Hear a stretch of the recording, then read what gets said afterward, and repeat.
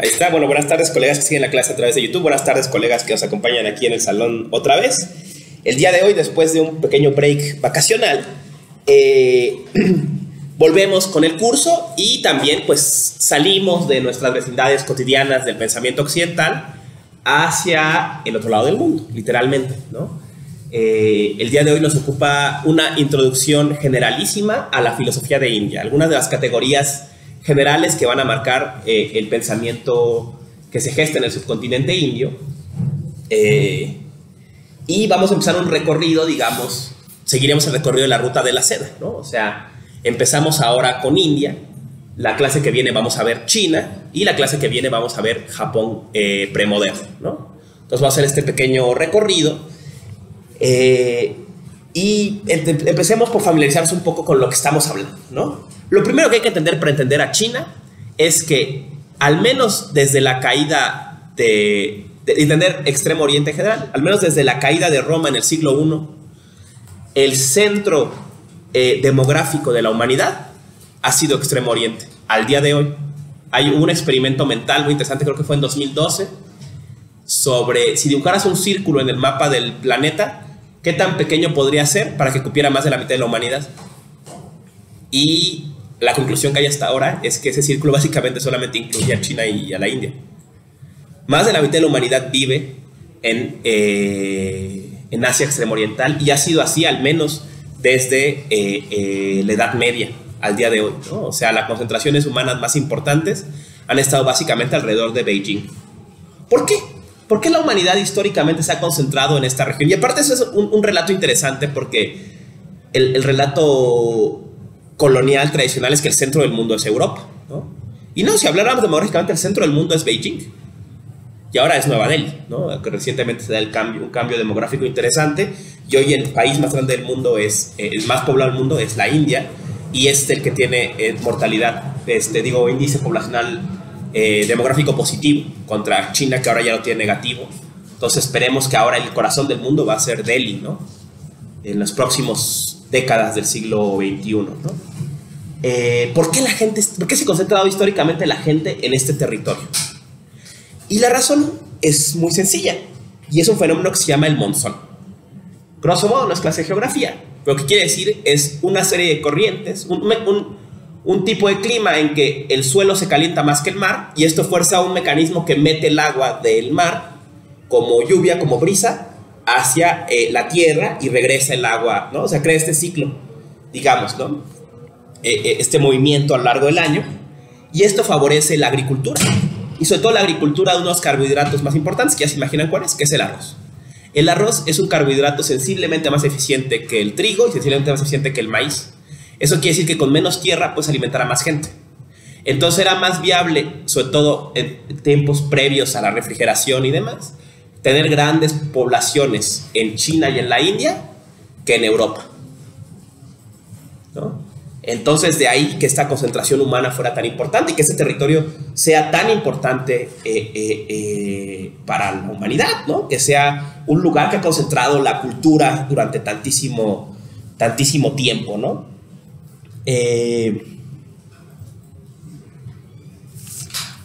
Otra cosa interesante, ¿no? Una pregunta que queda ahí. Esta pregunta la lanzó hace tiempo mi queridísimo profesor John Maraldo, ¿no? Decía Maraldo, ¿qué sentido tiene? Es un debate que hace poco está publicando ya sus obras completas Maraldo, y nos pidió que comentáramos sus primeros volúmenes, y justo me pidió que yo hiciera algo y escribí sobre esto, ¿no? Y era, bueno, ¿qué sentido tiene agregarle apellidos a la filosofía? Filosofía de India, filosofía mexicana, filosofía... ¿Qué no la filosofía es una pregunta universal? Hay dos opciones. O la filosofía es una pregunta universal, en cuyo caso el apellido sale sobrando. Si es filosofía, da igual que se haga en China, que se haga en Japón, que se haga en México, ¿no? Porque es filosofía, es la pregunta por el ser, por las primeras causas y los primeros principios y lo que sea, ¿no? O la filosofía es una práctica histórica que aconteció en Grecia, que continuó en Roma, se conectó con el cristianismo, de ahí evolucionó el proceso de secularización en Europa y fue exportada eventualmente al resto del mundo a través de la colonización, en cuyo caso no existe la filosofía que no sea griega, no existe la filosofía que no esté escrita en griego y en latín, ¿no? O que no herede del griego y el latín, en cuyo caso pues no habría filosofía china, no habría filosofía japonesa, y si hay filosofía en los territorios, lo es solo emulando aquellos, ¿no? O sea, digamos, solo sería filosofía en tanto que remite a esta práctica griega, ¿no? Y dentro de...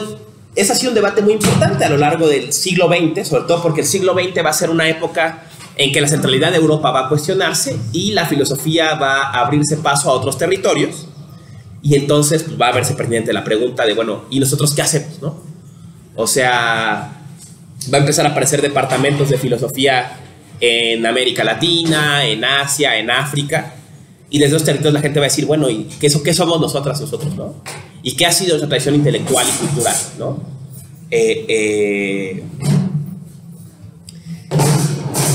Entonces, a mi parecer, ¿no?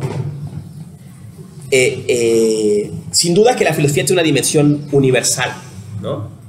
O sea, es una pregunta por lo que es, una pregunta que parece ser inherente a la propia naturaleza humana, ¿no? Tenía un debate muy interesante con unos amigos sobre inteligencia artificial el fin de semana y decía eso, ¿no? Decía, claro, es que la inteligencia artificial intelige, o sea, ejecuta procesos, pero la mente humana no ejecuta procesos. La mente humana crea procesos, ¿no? O sea, crea, ¿y esto por qué? ¿No? ¿Y por qué es esto importante? ¿No? Les decía, hablábamos, por ejemplo, cómo hablamos, por ejemplo, de un fenómeno interesante que se da mucho se ha dado mucho ahora en historia política, ¿no? Se estudia un fenómeno que llaman las sociabilidades, cómo ciertos grupos políticos crean toda una red social que conecta un montón de cosas que en sí mismas no están conectadas. Y yo les daba este ejemplo. Les decía, hoy en día vivimos ese fenómeno. Por ejemplo, la actual ola del feminismo ha creado una red de cosas que ya además no están conectadas, pero que están conectadas. Que es, por ejemplo, esta red, díganme, discúlpenme si me equivoco o si exagero, es una sola generación, que es un feminismo del derecho a la vida, una recuperación de ciertos saberes no hegemónicos, particularmente relacionados con la intuición, con la astrología y con la naturaleza, una cierta moda que tiene que ver con una cierta forma de usar el cabello, con una cierta forma y entonces crea este ecosistema que en realidad, o sea, no hay ninguna relación, o sea, ningún texto de Silvia Federici habla sobre el tarot, pero se dan las dos cosas juntas. Vas a un círculo y las personas hacen estas dos cosas. ¿Por qué? Un ejemplo menos sentido, ¿no? Se dio en el inicio del siglo XX, ¿no? En los círculos obreros anarquistas que había en España, se juntaban al menos tres sociabilidades interesantes, que era el anarquismo, el naturalismo, o sea, disfrutar ir a la naturaleza y no usar ropa, o sea, el nudismo, la escuela racionalista y la familia. ¿Por qué? ¿Qué razón tienen estas cosas? Ah, y el fútbol. ¿Por qué? No tienen absolutamente ninguna relación. O sea, racionalmente no se sigue una de otra, pero se conjuntan y una vez que lo ves, veías todo junto, ¿no? Y al día de hoy pasa eso, ves estas sociabilidades y todo se conjuntan, ¿no? Y por ejemplo, ves a alguien haciendo una cosa y dices, ah, seguro también hace esta otra, ¿no? Ah, se viste así, tiene ese tatuaje, seguro también le gusta esta música. Ah, trae una patineta, seguro también le gusta Minor Threat, ¿no? Y tú creas toda esta sociabilidad, o sea, cosas que en realidad no tienen ninguna relación, ¿no? Cuando compras una patineta no viene con un cassette de Minor Threat, pero por alguna razón estaban conectadas, ¿no? ¿Por qué? ¿No? O sea, y habla de esta creación, lo que se llama en el romanticismo de imágenes, de estas plenitudes de sentido, de cosas que solas no están racionalmente conectadas, pero que crean un todo, ¿no? En que está todo junto, ¿no? Lo ves, es claro, aquí estas cosas se concatenan, ¿no? En fin, perdón por esta digresión, el punto es ese, ¿no? Y parece que el ser humano es este creador de sentidos, ¿no? Y con ello hay una filia natural del ser humano a la filosofía, ¿no? A saber, a crear estos sentidos, ¿no? En pocas palabras, como dijo el viejo Gadamer, el pez en el agua, el pájaro en el aire, el ser humano en el lenguaje. Ser humano en el sentido, es nuestro hábitat, es donde vivimos.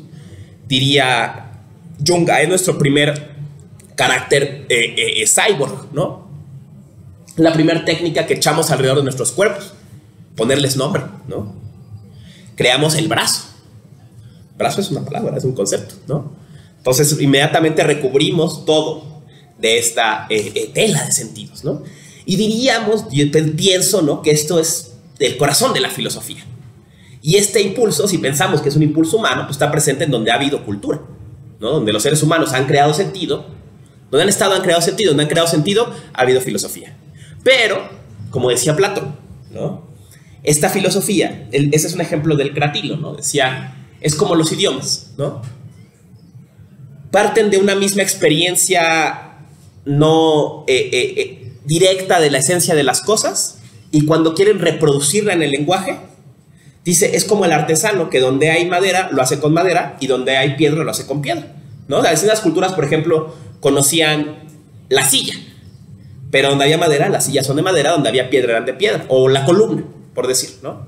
Y las columnas en Japón son de madera, aquí son de piedra, allá son de mármol, ¿no? O sea, entonces decía Platón en el Cratilo, ¿no? Y por eso hay muchos idiomas, porque con las herramientas que había en su zona intentaron representar o recrear estas ideas, ¿no? Y así crearon las palabras.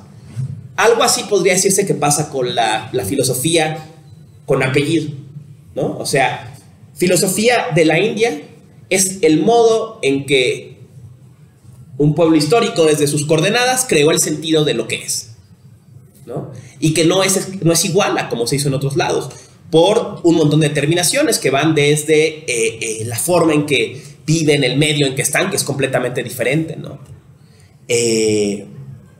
Hasta las influencias y bases culturales desde donde construyen, ¿no? Y de ahí lleva, pues, a que crean categorías distintas, ¿no? Y entonces sí tendría una pertinencia pensar la filosofía localizada, ¿no? Porque es una filosofía localizada que va a pensar desde otras categorías, ¿no? Les voy a dar un ejemplo de la filosofía mexicana, ¿no? Este tema de filosofía mexicana que tanto se ha discutido, ¿no? Sin duda, ¿no?, en el territorio ahora conocido como México, uno de los ítems culturales a los que estamos familiarizados todo el tiempo es el tema de la muerte. Les voy a dar un ejemplo, ¿no? A nosotros se hacen bonitos los cráneos.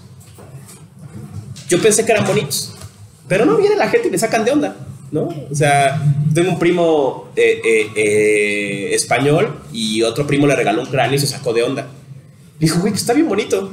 O sea, nosotros vemos esto y decimos, güey, qué chido, qué bonito. Ah, no, y te pones de buena. Pero es un cráneo, güey, o sea. Pero para nosotros es algo bello, ¿no? Y nos trae bonitos recuerdos. Es, no mames, sí, Día de Muertos, qué chido, ¿no? O sea, y es otra experiencia de la muerte, ¿no? Por ejemplo, esto me di cuenta cuando leíamos a Nishitani. Nishitani tiene un apartado sobre el fenómeno de la relación entre vida y muerte en el budismo. Y le comenté a una profesora en Japón, le dije, ese pasaje, cuando leímos con Rebeca, nos impresionó mucho. Ella dijo, no cabe duda que ustedes ven desde otro lado. Dice, yo he leído este libro 1000 veces, nunca le había prestado atención, porque yo no lo entiendo. Pero ustedes viven desde otra experiencia del mundo en que la vida y muerte no son una dualidad, ¿no? Donde la muerte no es algo terrible, ¿no? Entonces, no, qué pedo, ¿no? O sea, y entonces ahí es una cosa en que se ve cómo la filosofía con apellido es capaz de ver cosas que otras filosofías que los hacen desde otras coordenadas no pueden, ¿no? Decía, tiene un texto sobre la muerte muy bello, Masao Abe, que habla desde el budismo. Dice, la muerte cristiana es el error y es el fin. Porque la muerte, dice, la muerte es un accidente de la vida en el cristianismo. Porque en el tiempo previo a la caída del Edén no había muerte. Y cuando acabe el proceso, digamos, de la caída y regrese el Mesías, se va a acabar la muerte. Entonces la muerte es un accidente. Mientras él dice en el budismo y en otras culturas, la muerte es la vida, o sea, es lo mismo. De Rebeca siempre se reía de estas estatuas prehispánicas que son una cara encarnada y la mitad es un esqueleto, y que la estatua dice la dualidad vida y muerte, ¿no? Y Rebeca decía, bueno, ¿por qué dualidad? O sea, ¿dónde hay dos? O sea, ¿cómo podría ser más claro que no hay dualidad, que hagan la misma cara, ¿no? Y una vez un amigo nuestro pintó una pintura con ese mismo tema, y la pintura se llamaba No dos, ¿no? O sea, no hay dualidad vida y muerte, ¿no? La vida es la muerte, digamos, el mismo fenómeno, no hay una continuidad completa, y experiencias como el Día de Muertos regresan a esta idea de que no hay dualidad vida y muerte, ¿no? La muerte, los muertos están presentes en el mundo de los vivos, y los vivos estamos ya muertos, ¿no? O sea, uno de los fenómenos típicos es las calaveritas, en que te hacen imaginar, ¿no? Diría Heidegger, ser un precursor pensante de la muerte, ¿no? Y es un precursor pensante jovial, ¿no? ¡Ay, la muerte!, ¿no? Entonces te hace estar muerto por un rato, ¿no? Un rato estás muerto y dices, ah, muerto, ¿no? Y los muertos vienen, ¿no? Y están vivos, ¿no? Entonces de esta no dualidad, y bueno, en fin, por eso me parece pertinente, sobre todo en este mundo globalizado, recuperar los apellidos de la filosofía, recuperar esta posibilidad de pensar estas otras perspectivas, ¿no? Es otros modos de hacer las cosas, ¿no? Hay una experiencia curiosa que es parte de la experiencia del viaje, quizás la han tenido alguna vez, ¿no? En que viajas a otro lado y te dan cuenta que en ese otro lado hacen las mismas cosas que tú haces, pero de una forma ligeramente diferente. No sé, sí es lo mismo, pero es diferente, ¿no? No sé, compras un gansito y es un gansito, pero por ejemplo en el norte traen un plástico abajo para que no se derrita. Entonces es el mismo, pero no es el mismo, ¿no? O dices, oye, quiero comprar un shampoo y no es exactamente el mismo que tú, o sea, no es el mismo, es un shampoo, pero no es el mismo que tú usas, ¿no? Algo así pasa con la filosofía, me parece, ¿no? Es la misma pregunta, pero no es exactamente la misma forma de responder, ¿no? Y por eso es interesante pensar esta filosofía global que pensaba Nishida, ¿no? Multipolar, ¿no? En que se crean una pluralidad de discursos sobre lo que es, desde distintas perspectivas, con distintas herramientas, y se puede crear un ambiente de diálogo transcultural, ¿no? En que puedes decir, ah, mira, es que ellos piensan así, ah, mira, es que ellos piensan así, ¿no? Diría Watsugi, ¿no? Te permite estas experiencias de otras formas de pensar, te permite reconocer también la extrañeza de tu forma de pensar, ¿no? Que tampoco es la forma de pensar objetiva y las otras son disvaríos, sino que todas tienen su carácter diverso, ¿no? En fin, esto para dar razón de por qué pensar filosofías más allá de Occidente, ¿no? ¿Qué sentido tiene esta idea y qué valor tiene en nuestro tiempo? Más si pensamos desde la crisis de la filosofía occidental, ¿no? No es un capricho New Age, ¿no? Es una posibilidad de otra forma de pensar, de otras formas de pensar, de otras categorías, de otras herramientas discursivas, ¿no? Y también algo muy importante, tampoco hay que hacer un fetiche de estas formas de pensar, ¿no? En la India no está todo resuelto, en Japón no está todo resuelto, ¿no? Y los pensadores japoneses, chinos, lo reconocieron. Cuando leyeron a Kant se sorprendieron, cuando leyeron a Hegel se sorprendieron, cuando leyeron a Nietzsche se sorprendieron y violaron las categorías del pensar que estaban acostumbrados, intentaron avanzar hacia allá, ¿no? Hacia lo que Nishida llamaba, insisto, un pensar global, ¿no? En que puedas incorporar esas otras categorías, estas otras formas de pensar hacia una forma más coherente, más perspectivística de pensar, ¿no? Y entonces eso, ¿no? También creo que es importante pues aprender a pensar en el diálogo, ¿no? En esto, ¿no? No hacer tampoco un fetiche de pensar que esto es lo máximo y que Kant nunca dijo nada importante, ni que Kant lo dijo todo y que Nagarjuna nunca se le ocurrió nada interesante, ¿no? Sino ser capaz de abrevar de estas herramientas y crear un pensar para un mundo global como el que hoy habitamos, ¿no? Y pensar que también lo hacemos desde otra diferencia, ¿no? O sea, estamos leyendo a Nagarjuna en un país colonial del tercer mundo que atravesado por un montón de singularidades y opresiones, ¿no? Y que nos da otros ojos, ¿no? Ojos que los pensadores europeos no tienen, ojos que los pensadores japoneses no tienen, ¿no?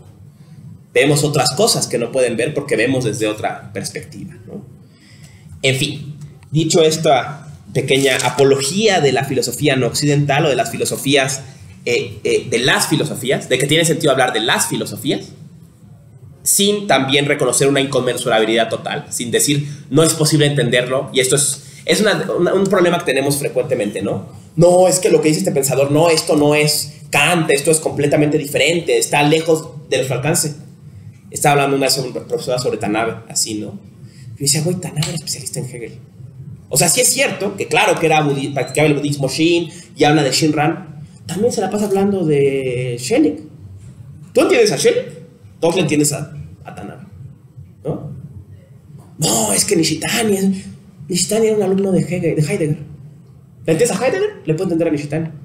O sea, Nishitani escribía en alemán, escribía en inglés. Entonces, ¿no? O sea, ¿dónde está la inconmensurabilidad ahí? ¿No? Porque también esa inconmensurabilidad es una forma de exclusión, ¿no? No, es que este otro pensar es incomprensible. No. O sea, tiene también, interpela, también entra a la mesa de diálogo, porque también ellos intentaron sentarse a dialogar, ¿no? En fin. Intentemos entender ahora un poco el contexto del subcontinente indio. ¿Qué es India y cómo marcó una forma muy peculiar de pensar, que fue sin duda la matriz de mucho del pensamiento extremo oriental en China y en Japón y en toda la región extremo oriental, ¿no?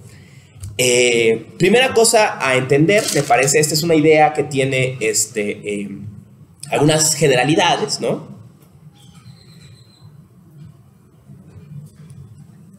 Primero, en la India no hay... La noción de religión occidental que tenemos no es la misma noción de religión que tienen otras culturas, ¿no? Y una de esas formas en que esto se nota es que en la India no hay separación entre filosofía y religión, ¿no? La religión puede entenderse como un relato que puede utilizar mitos para explicar el origen de lo que es. No es raro ni difícil entender que muchas de las figuras que utilizan son entendidas como fuerzas naturales, como personificaciones de fuerzas naturales, como personificaciones de potencias cósmicas, de principios, ¿no? Entonces, filosofía y religión van a estar fuertemente conectados. Otra cosa, que la religión... India es un país aún hoy, sobre todo hoy en que el conflicto con Modi ha sido tan severo, con el primer ministro actual, que a pesar de que está atravesado por fuertes conflictos religiosos, particularmente de las principales religiones que se han gestado en ese territorio, es un lugar de diversidad, ¿no? O sea, podríamos describir la religiosidad de India como un ambiente general, generado por un montón de sectas, no necesariamente peleadas, que tienen sus propios focos, sus propias formas de leer, sus propias interpretaciones más o menos ortodoxas, y que dentro de esas interpretaciones más o menos ortodoxas se relacionan y se separan, ¿no? Otra cosa importante, ¿no?, es que igual que la relación con la religión, la noción de religión fuera de Europa es muy distinta, también la noción de historia, ¿no? Decía Elsa Cross, provocativamente y con razón, en la India no hay historia. No tienen una noción de historia. ¿Por qué? Porque no tienen una noción de linealidad en tiempo. La cultura histórica por excelencia es la cultura cristiana, porque la cultura cristiana crea un relato histórico que va desde un comienzo y que va hacia un final. Otras culturas tienen otras formas de concebir el tiempo y con ellos de concebir nociones como antes y después, y la relevancia antes y después. Para el cristiano, antes y después son muy importantes porque el tiempo es finito y es limitado y está caminando hacia un final inevitable, ¿no? Y tiene un comienzo claro, ¿no? Mientras que otras culturas tratan desde el tiempo. Basta decir cómo las culturas del Valle de México, por ejemplo, tenían una noción del tiempo cíclico, ¿no? En que no era circular, era cíclico. O sea, culminaba un periodo y empezaba otro y se abandonaba todo lo de ese periodo, ¿no? Por eso era, por ejemplo, frecuente la sobreconstrucción, ¿no? Que se acababa el ciclo de algo y había que destruirlo y construir sobre o abandonarlo, porque ya había acabado ese periodo, ¿no? Mientras que la historia cristiana es una historia acumulativa, ¿no? Más, hasta el final, ¿no? El tiempo, si hubiera que decir grosso modo, la noción de tiempo en la India es una noción, en cierto sentido, insignificante. Porque el concepto básico de tiempo en la India, y vamos a hablar de muchos términos sánscritos que espero les ayude a aclarar los textos que vamos a leer. Aquí viene el primero, es kalpa. Los kalpas es una unidad de tiempo que podría traducirse como era cósmica. ¿Cuánto dura un kalpa? Nadie sabe. No hay ni siquiera un canon de cuánto dura. Hay quien dice que dura 100.000 años, millones de años, millones de años. Que si una montaña la limpiaras cada 100 años con un trapo, lo que tardaras en acabártela. Y en la India se cree que ha habido infinitos kalpas al pasado, infinitos kalpas al futuro y que el día de hoy coexisten eras cósmicas, que hay muchos universos que coexisten ahora. Esto lleva a un resultado interesante. Decía Elsa, este es un ejemplo de Elsa muy bueno, ¿no? Llega un indólogo a la India y se sienta con un sabio y le pregunta, ¿cómo empezó el universo? Y el sabio le dice, ¿cuál? ¿Cuál de todos? Porque el universo ha empezado muchas veces. Una vez empezó con un huevo que cayó en el agua y ese huevo estuvo en una gran oscuridad y se abrió. Otra vez empezó con el esperma de Shiva que sacó y entonces cayó en las manos, ¿no? Y otra vez empezó, y otra vez empezó.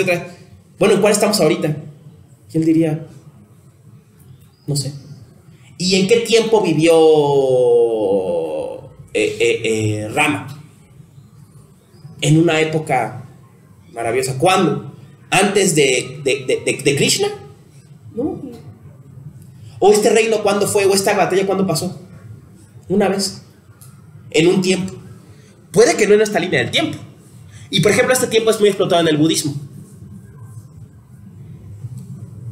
Otro concepto que vamos a ver en sánscrito, Buda, ¿no? Buda significa aquel que alcanza el despertar en una era cósmica. Un Buda es el primer ser en alcanzar el despertar en una era cósmica, en un kalpa. Entonces, en el budismo indio en particular y en general en el budismo, es una noción básica es que hay infinitos Budas y que cada era cósmica tiene un Buda. Y Siddhartha Gautama se le llama el Buda histórico, o sea, el Buda de la era cósmica en la que vivimos.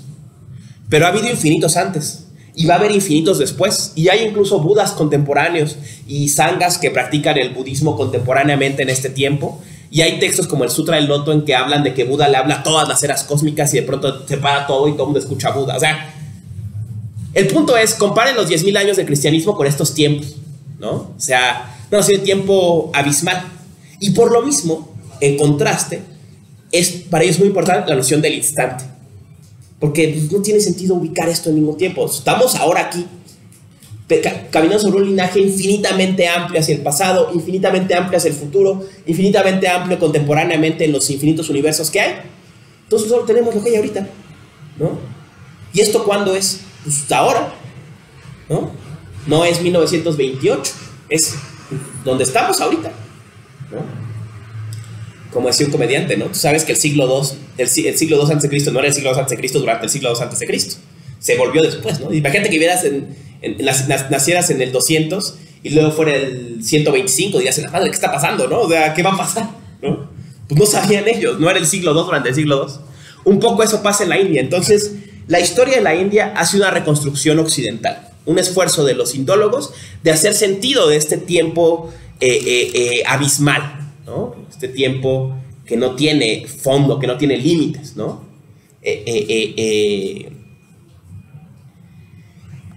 No entramos en detalle en la historia de la India, vamos grosso modo a ubicarnos, ¿no? El subcontinente indio, como dijimos, está favorecido por el fenómeno del monzón, que permite una agricultura favorable. Es un continente multidiverso, que abundan las especies particularmente de aves, pero de todo, ¿no?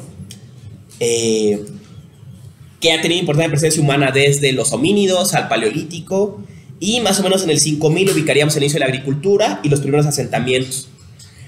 En 3300 se gesta una serie de culturas que se les llama las culturas del Valle Indio, en 3300 a.C., cuyo momento más importante se da alrededor del 2600 a.C., que es la ciudad de Mohenjo-Daro. Mohenjo-Daro se ubica el día de hoy en lo que es Pakistán y es un asentamiento urbano bastante complejo que tiene un sistema de grillado, o sea, las calles están cuadriculadas ya, que sería contemporáneo relativo a Mesopotamia y en el que habita una cultura en la que no sabemos nada porque no tenían escritura, o al parecer tenían escritura pero ya no sé si legible. Dentro de si buscan Mohenjo-Daro en internet, van a encontrar las piezas que se encontraron en el sitio, y una de las piezas más importantes que encontraron en el sitio es un fragmento de un sello que tiene arriba unos glifos que pueden interpretarse como una posible escritura de la que no tenemos ninguna idea cómo se pudiera leer, pero después se ve una figura con cuernos sentada en posición de loto. Entonces, hay quien dice que este es un antecedente de las deidades indias, Eso querría decir que figuras como Shiva son anteriores a la llegada de los Aryos y anteriores a los Vedas.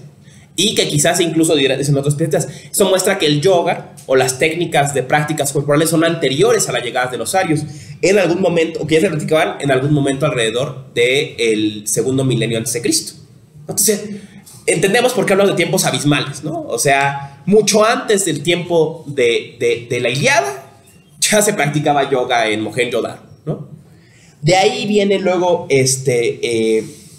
alrededor del 1500, se dan los asentamientos de los pueblos arios, ¿no? Los arios son una serie de pueblos nómadas que habrían recorrido el borde del Mediterráneo hasta asentarse en este continente, cuyo principal resto es las lenguas protoindoeuropeas, que están todas conectadas con una lengua ya muerta para ese entonces, que es el sánscrito, pero es la lengua en que estaban codificados sus textos sagrados, ¿no?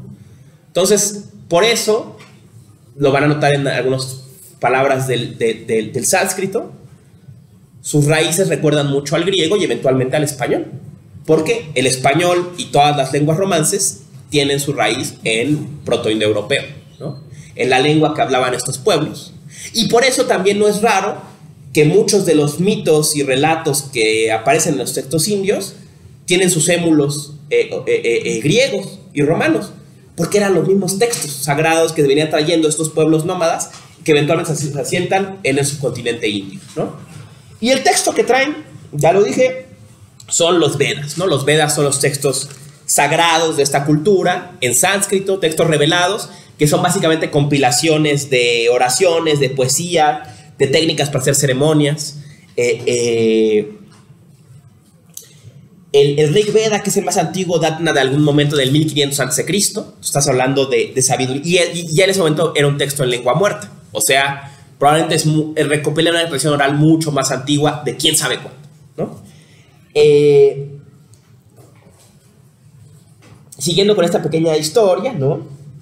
En algún momento, decía un especialista, Luis, que falleció hace poco, del Colmex en budismo, ¿no? Obviamente, cuando hablamos de Buda, hablamos de una imagen, igual que cuando hablamos de Jesús o de cualquiera más que de un personaje histórico. Pero si en algún momento existió históricamente Siddhartha Gautama, debió haber sido en algún momento alrededor del siglo V a.C. Decía él, existió en algún momento entre el siglo II a.C. y el inicio de los tiempos. Pero normalmente, canónicamente, se piensa que fue más o menos en esta época que existió un personaje o un movimiento que tomó el nombre eventualmente hacia el siglo II de budismo y que lleva a un periodo que existe hasta la Edad Media, del 500 más o menos a la Edad Media, que es lo que se llama la segunda urbanización, o un cierto periodo de diversidad religiosa, ¿no? En que se dan tres grandes movimientos religiosos en la India, que va a ser el hinduismo, que va a mezclar la religión popular de los pueblos con los Vedas, el jainismo y el budismo. Jainismo y budismo se van a distinguir de las distintas formas de hinduismo porque van a cuestionar algunas de las nociones básicas de los Vedas, ¿no? Ahorita vamos a ver a qué nociones no creen los budistas, por ejemplo, que es la que nos ocupa sobre todo, ¿no? Después de eso, en el siglo XII va a llegar el Islam a instalarse en el norte de la India y eventualmente a entrar en el conflicto religioso, y va a ser una época muy fuerte de guerras religiosas y de identidades locales conectadas a la religión y a la cultura, ¿no? Entre el dominio de los sultanes, el dominio de los indios, el dominio budista, ¿no? Va a haber una tensión ahí religioso-política importante.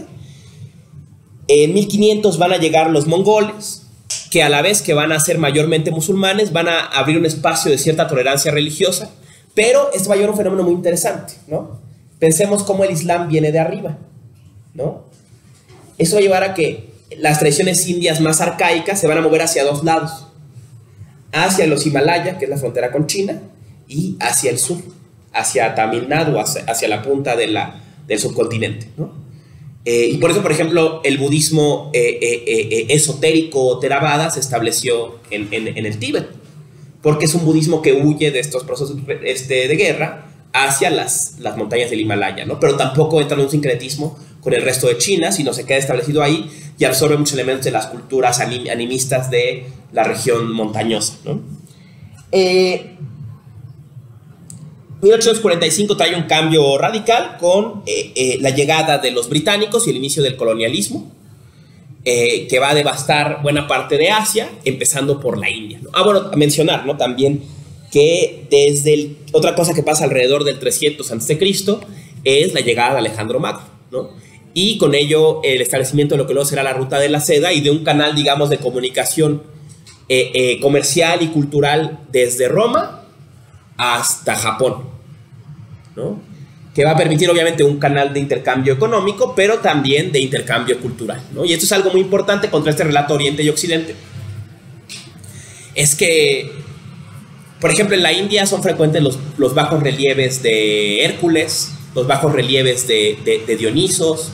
Los conocían perfectamente, no solo porque muchas de estas figuras estaban conectadas a sus mitos arios, sino porque había un intercambio completo con Grecia, ¿no? O sea, ya era frecuente que fueran y vinieran de Grecia y de Medio Oriente y que hubiera una comunicación, que se encontraran en puertos como Alejandría, ¿no? O sea, que hubiera un importante intercambio cultural entre Grecia e India y que eventualmente pasara de India al menos hacia China y eventualmente durante un tiempo hacia Japón, ¿no? Entonces da este canal de comunicación de la primera ruta de la seda, no la que ahora existe en la Deep Web, ¿no? En 1955 llega el colonialismo inglés, somete, digamos, al territorio completo a un proceso de explotación, sobre todo por la producción de especias, ¿no? Y este proceso va a continuar hasta la Segunda Guerra Mundial, que va a dejar devastada a la India y va a llevar eventualmente a un movimiento de independencia nacional bajo la figura de Gandhi, ¿no? Y claro, va a haber un tema, ¿no? Gandhi va a buscar una independencia nacional, pero va a buscar mantener de algún modo los sistemas, va a ser un proceso de independencia análogo quizás al proceso que se vive en la Nueva España. O sea, un proceso de lo que se quiere es desmarcarse de la opresión colonial, pero mantener las estructuras de poder y jerárquicas locales, ¿no? Entonces, algunos especialistas creen que muchas de las ideas de resistencia civil pacífica de Gandhi están conectadas con no destruir las estructuras de opresión que existían dentro de la India, ¿no? O sea, a los grandes empresarios, a los políticos, sino solo quitar el mecanismo de cacicazgo en que estas estructuras estaban subordinadas a las inglesas, ¿no? Y eso lleva, pues, a que la sociedad mantenga una estructura, en muchos casos, bueno, esas estructuras de opresión continúen, los modos políticos continúen, solo ya no respondan a los amos ingleses directamente, aunque bueno, los países coloniales mantenemos estas relaciones, aunque ya no sean directas, y mantenemos una fuerte dependencia económica, política y demás hacia los países imperialistas, ¿no? Y además, otra cosa importante de Gandhi es que, por más que va a dar espacio a la diversidad religiosa, va a ser mayormente un nacionalista indio y va a crear este match, ¿no?, entre indio-hindú, ¿no?, entre la cultura y la religión, ¿no? Y esto obviamente va a llevar a que se den grandes procesos de exilio que terminarán con la división entre la India y Pakistán, siendo Pakistán la India musulmana, donde la mayoría musulmana va a exiliarse, y la división de los dos países, la pérdida de este territorio.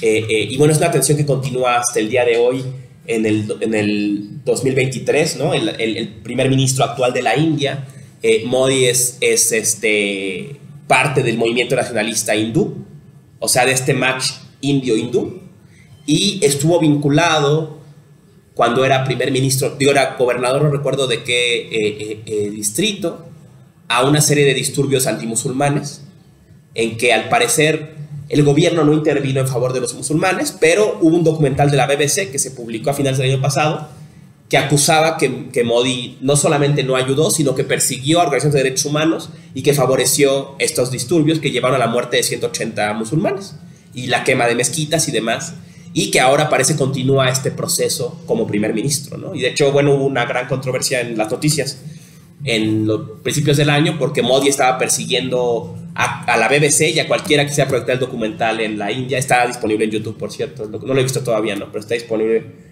este documental. Pero lo interesante es cómo estos conflictos que estaban presentes durante la época mongol y demás continúan en el 2023, ¿no? El nacionalismo indio continúa. Y vi una película la semana que les quería recomendar ampliamente, tanto para entender la India como para la noción del emboscado, de la narca de Yunga, lo expresa muy bien, que se llama Tigre Blanco, ¿no? Tigre Blanco habla sobre las relaciones de opresión que hay en la India contemporánea. Esa película creo que es de 2019, 2020. Es una película que evidentemente construye sobre los pasos de Parásitos. Recupera muchos temas, pero le da otra perspectiva y está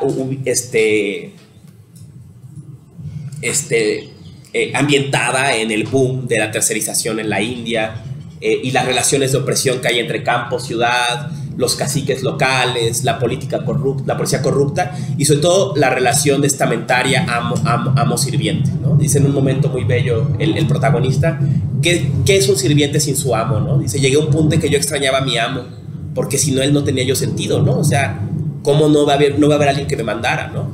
Y cómo entra esa dinámica de, bueno, ¿y qué significa dejar de ser sirviente? Y habla mucho sobre la figura del nacionalismo indio. Es una gran película y también es muy, muy divertida, ¿no? Entonces es muy buena, ampliamente recomendada.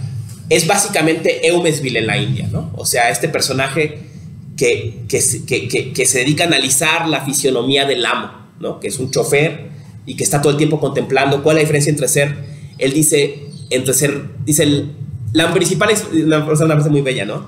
La principal expresión de la India son las gallinas, no las que dan huevos, los trabajadores sumisos. Dice, yo veo cuando está en el gallinero, las gallinas ven cómo el granjero mata a las demás gallinas y no intentan escapar. Y saca una escena en la que están picando, tratando de explotar una gallina y están las demás gallinas en su jaula. Dice, esos somos los oprimidos de la India, ¿no? Igual, y saca una escena en la que van los trenes repletos, ¿no? Y estamos contemplando cómo nos oprimen y como las gallinas no hicimos nada, ¿no? Dice, finalmente me volvió un tigre que quiso dejar de ser gallina, ¿no? Muy bella película, muy divertida y refleja tanto el panorama relativamente contemporáneo de la India como esta figura de la narca de Yunga, ¿no? Este análisis del poderoso, cómo funciona, cómo opera y que eventualmente lleva pues, un desenlace explosivo, ¿no? En fin, contexto de la India general, ¿no? Ahora entremos como a algunos conceptos importantes para entender la India, ¿no? Dentro de los Vedas, ¿no? Los fragmentos, digamos, teóricos, filosóficos, fueron compiladas místicos, fueron compiladas de textos o de fragmentos que se llaman las Upanishads, ¿no? Y las Upanishads se pueden resumir en 4 grandes verdades, que son lo que ya se llama en la India las Mahavakyas, las grandes sabidurías o las grandes verdades, ¿no? Que podrían resumir, digamos, el panorama cosmológico de la India en pocas palabras, ¿no?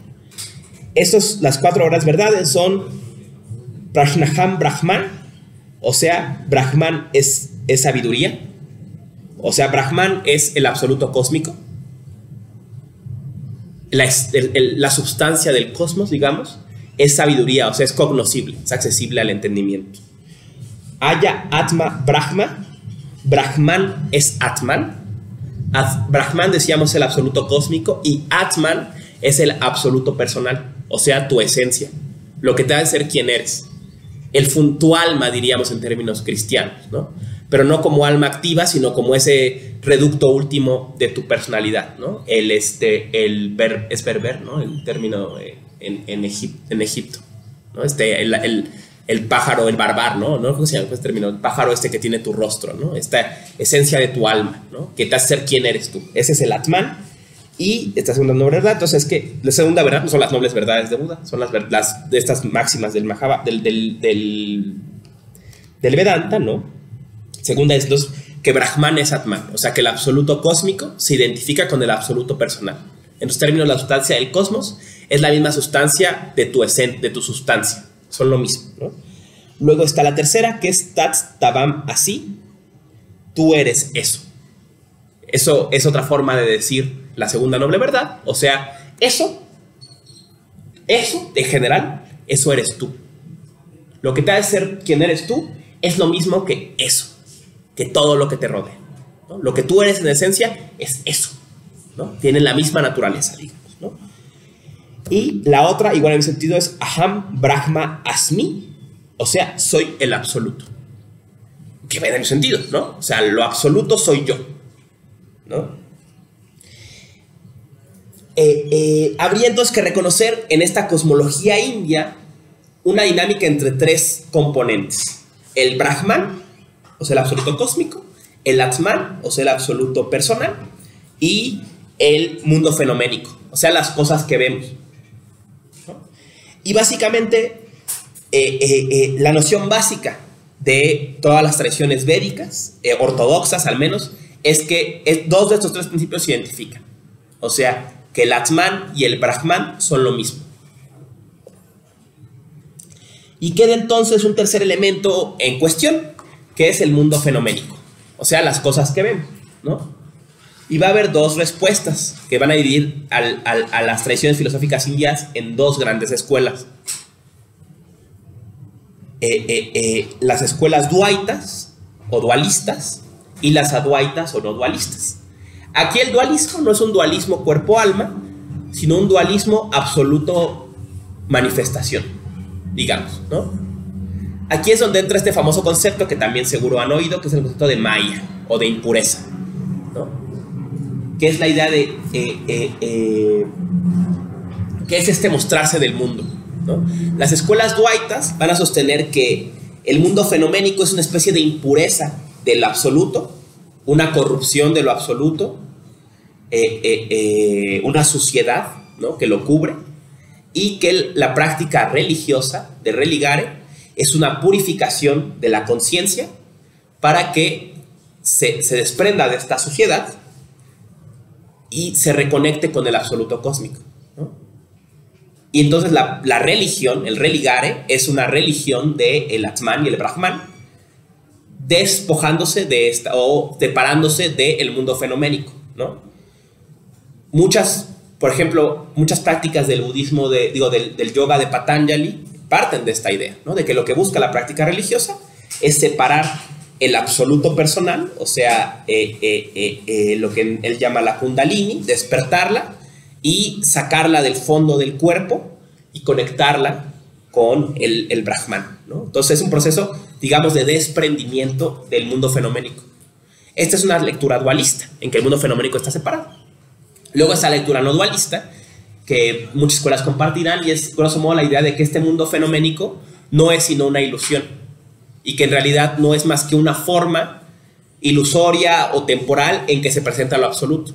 Entonces este mundo fenoménico también es una cuestión de perspectiva, pero no existe en realidad. Entonces este mundo fenoménico también es Brahman, es lo absoluto, ¿no? Entonces no hay que separarnos de este mundo, sino más bien reconocer en él lo absoluto, ¿no? Estas escuelas, por ejemplo, las escuelas místicas, o sea, las escuelas tántricas, van a ser de esta idea, ¿no? Muchas escuelas místicas serán de esta idea advaita, ¿no? Que es la idea, por ejemplo, de que este mundo es una expresión lúdica de lo absoluto, que lo absoluto, no por error, sino de una actividad lúdica de autoexpresión, se despliega en multiplicidad, y que debemos contemplar y disfrutar esa multiplicidad, y que en ella podemos llevar un proceso de descreación que nos remita de vuelta a la unidad, ¿no? Pero digamos, estas escuelas van a mantener este proceso lúdico entre el mundo fenoménico como expresión de lo absoluto y la reabsorción a lo absoluto, ¿no? Otra cosa importante que entender de estas categorías, ¿no?, es que es una figura fundamental en la religión hindú, que va a partir de los Vedas y va a ser la expresión mítica de esta relación. Y es la figura de la Trimurti, o de los tres rostros, ¿no? La Trimurti es la síntesis de las tres deidades fundamentales de la India, que son Brahma, Vishnu y Shiva, ¿no? Serían los tres deidades fundamentales de la India, a pesar de que en la India hay 36 millones de dioses. Los tres principales son Brahma, Vishnu y Shiva, ¿no? Brahma no ha de confundirse aquí con Brahman, se pronuncia parecido, pero es una palabra diferente. Brahma es considerado como la expresión mítica de la fuerza de creación del universo. La obra de Brahma es la obra de crear. La obra de Vishnu es la obra de sostener, de mantener. Por eso Vishnu está muy conectado con la abundancia, ¿no? Es la obra de que siga habiendo, digamos, ¿no? De que se vuelva a dar. Por ejemplo, está muy conectado con la agricultura, con la producción, por ejemplo, de la fruta, ¿no? O sea, se vuelve a dar, se mantiene, es el mantenimiento. Y por eso Vishnu también está muy conectado a la casa, porque es el sustento, ¿no? Y Shiva es el dios de la destrucción o de la reabsorción del universo.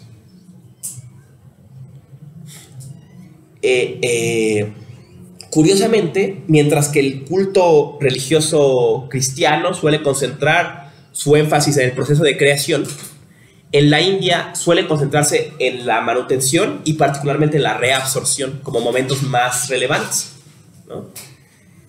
Y por ejemplo, Brahma, hay muchas explicaciones míticas, pero en general no hay templos a Brahma en la India.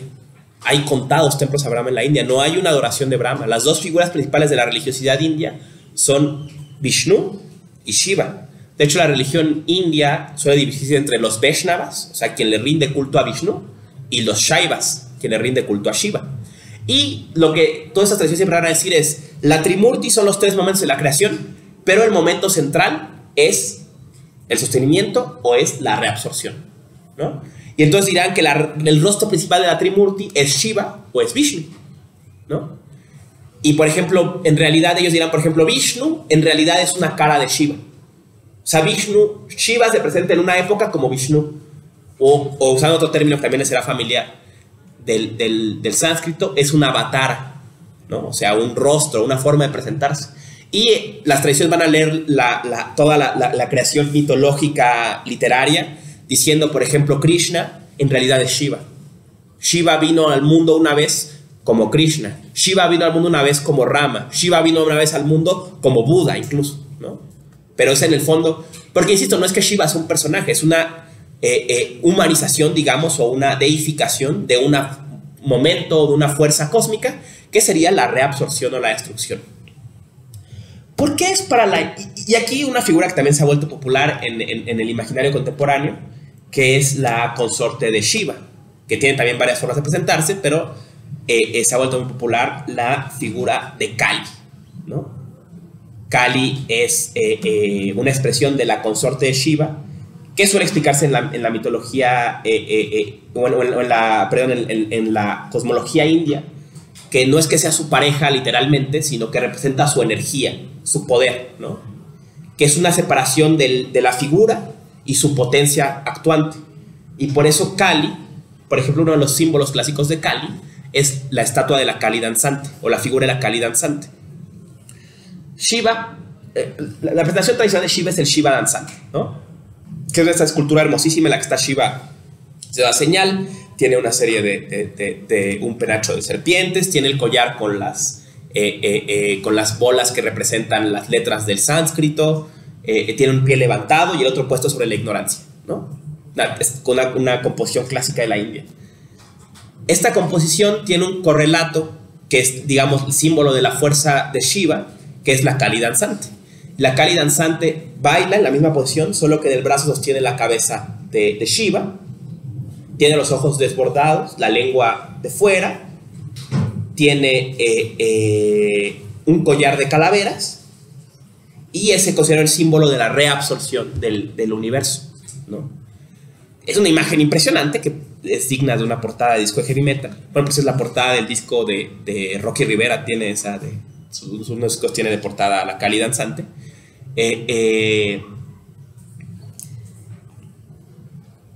Pero la idea, ¿no?, es que Kali danzante representa, por ejemplo, las calaveras que en el cuello representan el silencio, el fin del lenguaje.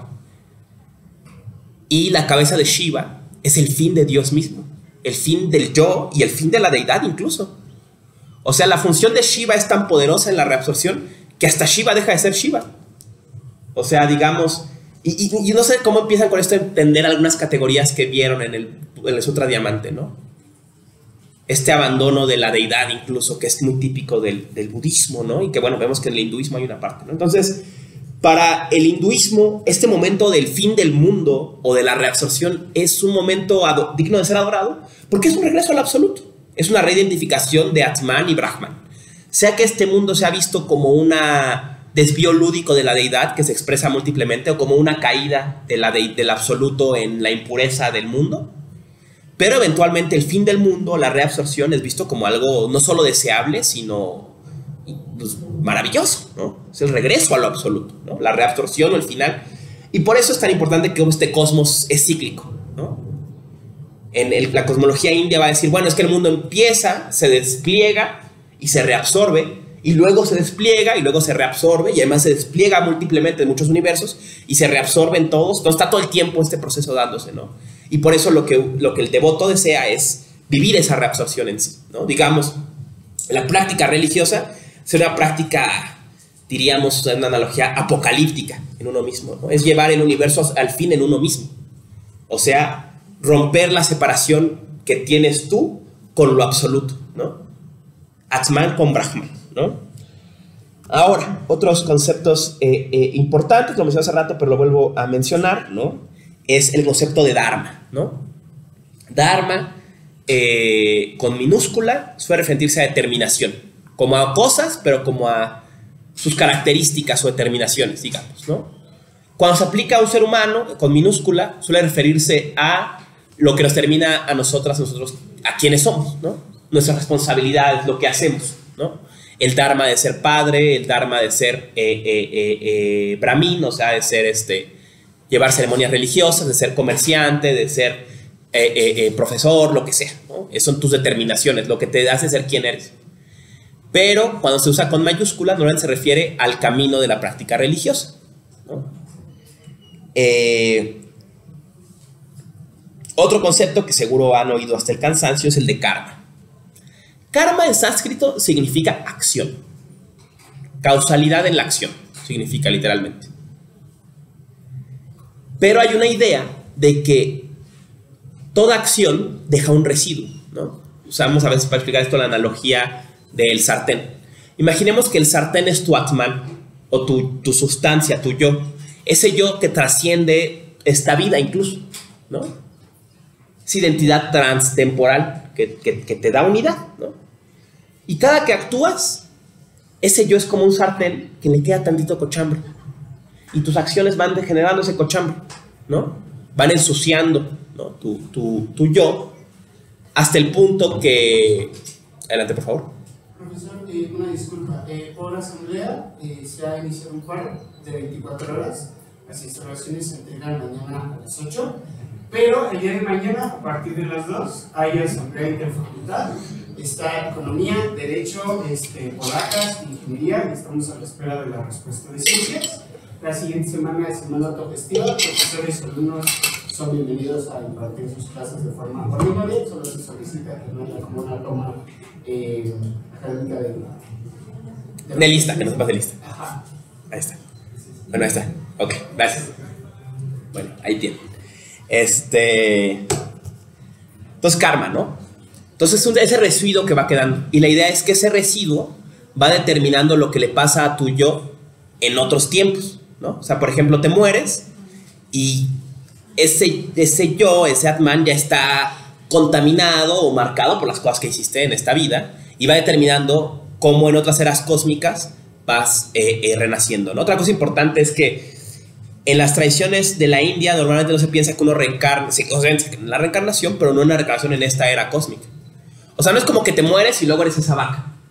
No, es que te mueres y ahora tú reinicias en otra era cósmica, en otro tiempo completamente diferente, lejos de tu familia, lejos de otro lado y nada que ver, ¿no? Entonces eso también es importante, que no se creen mucho. Sí hay casos en la mitología de gente que renace en la misma zona, pero normalmente se piensa que renace en otra era cósmica y nada que ver, ¿no? Y que continúas en este ciclo determinado por lo que vas haciendo, ¿no? Y que también lo que la práctica religiosa busca es desprenderte de toda esta suciedad, purificarte, para que te reconozcas con lo absoluto y no sigas repitiendo este ciclo, ¿no? Rompas esa ilusión de separación y no sigas repitiendo este ciclo, ¿no? Por ejemplo, el baño del Ganges tiene en Varanasi tiene esta función, ¿no? Te bañas en Varanasi, que es una de las ciudades más sagradas, y es como si limpiaras el sartén, ¿no? Te quitas los pecados, digamos, Y por eso también si mueres en Varanai, la idea es que ya no reencarnas, porque purificaste ese sartén y ya no hay que te lleve a seguir, ¿no? Eso significa karma, ¿no? ¿Recuerdan todo ese capítulo de Los Simpsons en que Apu envenena a Homero con unos camarones y entonces se arrepiente y le dice que va a poner el balance en el karma?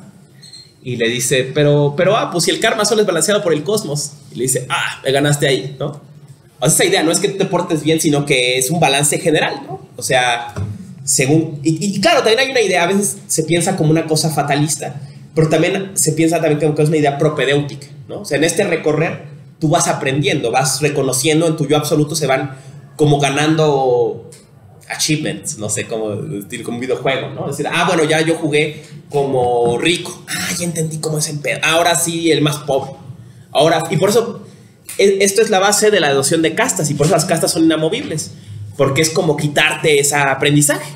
No solo se piensa como un castigo, sino como una lección, ¿no? Hoy te toca ser intocable, porque vas a aprender qué significa eso, y eso favorecerá el proceso de tu yo transtemporal en su proceso de liberación, ¿no? Adelante, por favor. Se dice que era una sola vida, pero me suena un poquito a lo que sucede en Siddhartha, en el sentido de que Siddhartha empieza y es el nombre Siddhartha es un nombre religioso, ¿correcto? Está dedicado al culto y dice, no, pues yo no quiero salir de esto, ¿no? Y si mal no recuerdo, creo que sí no me muero. No tiempo que la leí, pero creo que está por los budistas, si mal no recuerdo, se iban a vivir al bosque y luego se decían, no, yo tampoco. Y se iban entonces a vivir con los niños hombres y bien entregaban dinero y placeres físicos. Y entonces, a través de todas estas vidas que iba viviendo, era como que realmente iba adquiriendo una experiencia, una forma de ver cada una de las posiciones que tiene en el mundo. Y bueno, justamente, sin spoiler mucho, pues, termina la novela con esta visión un poquito más de ese mundo y ya. Muy buena observación, muy pertinente. Solo se ve en una sola vida. No, pero es obvio que es el caso y muy buen ejemplo. ¿Saben quién más era budista? Lo vimos, Schopenhauer. Schopenhauer habla así. Dice, ya viste este espectáculo 100 veces. O sea, bueno, yo ya fui Schopenhauer, pero me doy cuenta que la voluntad ha existido infinitamente y que además se expresa en todos. Y que en cierto sentido yo, renuncié a principio de individuación, ya fui tigre, ya fui protozoo, ya fui todo. O sea, ya veo toda esta realidad, ¿no? Y sé que aun cuando se acabe Schopenhauer, no se acaba el sufrimiento. Y que continuará sufriendo la vida, digamos, mientras siga deseando, ¿no? Entonces se ve como Schopenhauer intenta, de lo poco que tiene acceso en su época, de las primeras traducciones de estos textos, como decir, claro, es este el tema, ¿no? Y hay una película que va a salir de Wes Anderson que justo aborda este tema, ¿no? No sé bien qué va a pasar, está por salir, que dice algo así como, tú volverás a tu casa, pero no volverás con la forma que tienes ahora, ¿no? Y es como un güey que tiene que volver a su casa, pero está muriendo todo el tiempo en el camino y renace. Y es un montón de personas en el camino y una vez va por tren y es en un tiempo y otra vez va en otro tiempo, ¿no? O sea, es una película que es como surreal, que intenta como explorar esto, ¿no? De hacer ese mismo camino de muchas vidas, ¿no? Y es una idea, por ejemplo, que los sutras lo van a leer con frecuencia. Por ejemplo, en el sutra del loto, que es un sutra muy importante del budismo, ¿no? Se relata una historia en que Buda da una lección de que lluevan lotos por todos lados. Y le dice un discípulo a otro, le dice, ¿qué significa esto? Y el otro le dice, amigo mío, esta pregunta tú me la has hecho infinitas veces. Porque esto ya ha pasado, todas las veces ha pasado esto. Y tú y yo hemos estado aquí todas esas veces. Y yo toda vez te he contestado esto. Dice, hay un Buda que no entiende todavía y le explica y dice, y ese Buda eres tú. Pero ya lo fuiste muchas veces, pero todavía no lo sabes, ¿no? Entonces juega con esos tiempos, ¿no? Y vemos el sentido que va a tener. Tiene una explicación muy bella Nishitani sobre la mitología india. Dice, estos mitos no tienen que tener sentido literal. O sea, no es que la gente en la India crea de veras que el carbono 14 no existe y que el mundo ha existido muchas veces. Es que él dice, pensémoslo fenoménicamente. O sea, ¿qué significa sentir que este mundo ha existido infinitas veces? Pensemos, está hablando aquí, diría, Nietzsche del eterno retorno, ¿no? Imaginemos que esta clase que estamos viendo ahora la hemos vivido infinitas veces. ¿La podríamos soportar? Eso es lo que quiere esta temporalidad, mientras que la temporalidad cristiana quiere dar un sosiego a decir, no, vamos a otro lado, ¿no? Y por eso veremos cómo el hinduismo va a sentar las bases de, o sea, va a conectar con otras formas de religión de la inmanencia, ¿no? Que si no, pues es que esto es lo que hay, ¿no? Es esta la vida y ya, ¿no?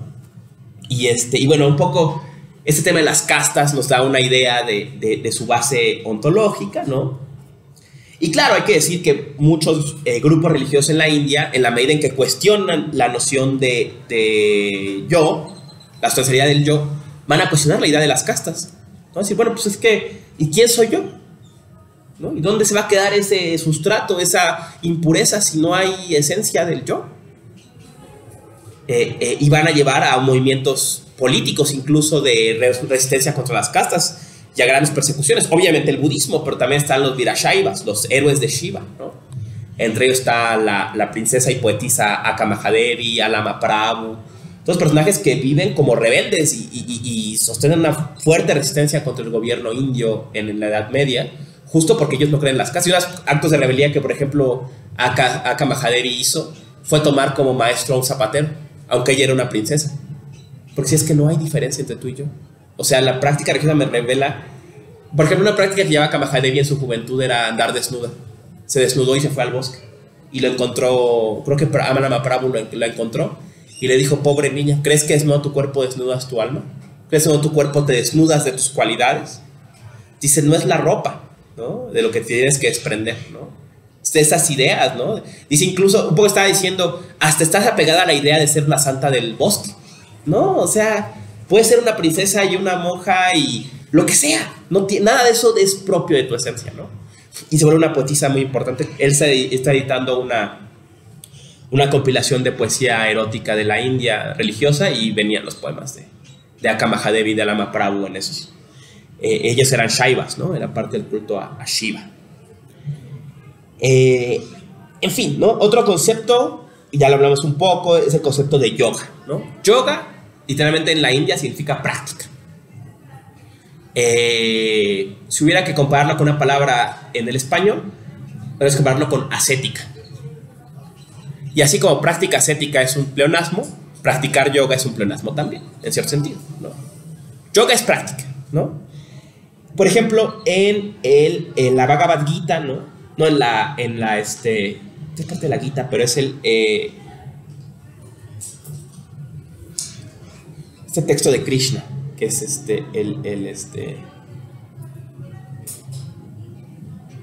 sí, la Gita, la Bhagavad Gita, que es el fragmento de la guerra. Dice Shiva dice en un momento, hay muchos caminos para llegar a Dios, hay muchos yogas, ¿no? Y lista los siguientes, que son los caminos, digamos, de el Jnana Yoga, ¿no? Que es el yoga de la mente, de la contemplación, de la meditación, ¿no? Del estudio, ¿no? El Karma Yoga, que es el yoga de la acción desinteresada, la práctica de hacer cosas desinteresadamente. El yoga de la renuncia. Y la Bhakti Yoga, que es el yoga erótico o el yoga de la devoción, la práctica de amar a Dios, digamos, ¿no? De guiarse por el amor, digamos, guiarse intelectualmente, guiarse por la acción, guiarse por el abandono o guiarse por el amor o por el deseo, ¿no? Dice, son los caminos para llegar a Dios, ¿no? Y grosso modo expresan estos yogas, ¿no? En fin, con estas categorías entramos a un darshana heterodoxo, es una escuela filosófica heterodoxa de la India, que aunque crece en este contexto va a romper con una máxima de los Vedas, y es el budismo, ¿no? El budismo, decíamos que el Buda histórico se puede ubicar en algún momento alrededor del siglo V a.C., si es que existió, probablemente no, pero va a basar su doctrina en las famosas 4 nobles verdades, ¿no? Que son la vida y el sufrimiento, la cual el sufrimiento es el deseo o el apego a las cosas. Y hay una vía que libera el sufrimiento, y esa vía es el Buda Dharma, el noble octuplo camino, básicamente la enseñanza de Buda, ¿no? Esta sería la máxima de esta nueva lectura, que parece no en mucho romper con el budismo, no mucho romper con el hinduismo, pero sí rompe en una noción fundamental, que es la noción de Atman. El budismo lo que va a cuestionar es la noción de Atman, o sea, que haya una sustancia en el yo. que el yo tenga alguna sustancialidad. Y en cambio van a proponer una posición que es la posición del anatman, de la no sustancialidad del yo. Y van a creer que este yo que tenemos es una ilusión, y con ello también el mundo fenoménico separado es una ilusión. Y uno de los pensadores que va a impulsar esto es uno de los filósofos de la India más importante, que es Nagarjuna. Nagarjuna, con esas bellísimas traducciones que hizo mi estimadísimo colega Juan Arnau, ¿no? Nos da una idea, ¿no? Nagarjuna era un pensador muy interesante porque él era un pensador lógico y utilizaba la argumentación para mostrar la no separación de las cosas, ¿no? Y por ejemplo decía, a ver, ¿qué existe? Dices, no, pues ese árbol. Oye, pero ese árbol existe independientemente de que lo veas. Si sí, dices que sí, ¿cómo sabes? Y si dices que no, entonces ¿dónde quedó la existencia del árbol tan tangible? ¿No? Entonces no habría árbol sin ojo, ¿no? No, pues el fuego. ¿Y el fuego sería algo sin combustible? No. Y el combustible, si no se quema, no es combustible, nada más es una cosa. Entonces, ¿dónde está el fuego y el combustible se separan, no? Y luego dice, no, entonces las cosas están en el ojo. Dice, bueno, pero ¿y el ojo lo ve, sí? ¿Y el ojo se ve a sí mismo? Entonces, ¿qué le da existencia al ojo si no se puede ver a sí mismo, no? Y estos ejercicios de construcción, ¿no? Luego él decía, ¿qué es esta carroza? Es otro típico de él, ¿no? ¿Qué es la carroza? No, pues la carroza tiene sus llantos. Y dice, a ver, mira, le quito este clavito. ¿Sigue habiendo carroza? Sí. A ver, le quito una llantita. ¿Sigue habiendo carroza? A ver, le quito. ¿Cuándo deja de haber carroza? Dice, yo quité cosas y nunca encontré la carroza, ¿no? Al final, lo que hay, dice él, es surgimiento condicionado. Dice, se da este concepto de concepto contra la noción de Atman, que es el surgimiento condicionado. La idea de que en realidad las cosas que se aparentan ser entes separados están todas entrelazadas. La imagen que se suele utilizar para explicar el surgimiento condicionado es el de esa es la imagen que Isabel Cabrera usaba mucho en sus clases. Es como una red, y lo que creemos que son entes son en realidad este lugar donde una cuerda y otra cuerda chocan. Pero miren lo que pasa cuando se mueven. Esto es nacer, morir, cambiar. Es cuando estos cruces se desplazan, ¿no? Al final, ¿quién es Emiliano sino un cruce de un montón de cosas?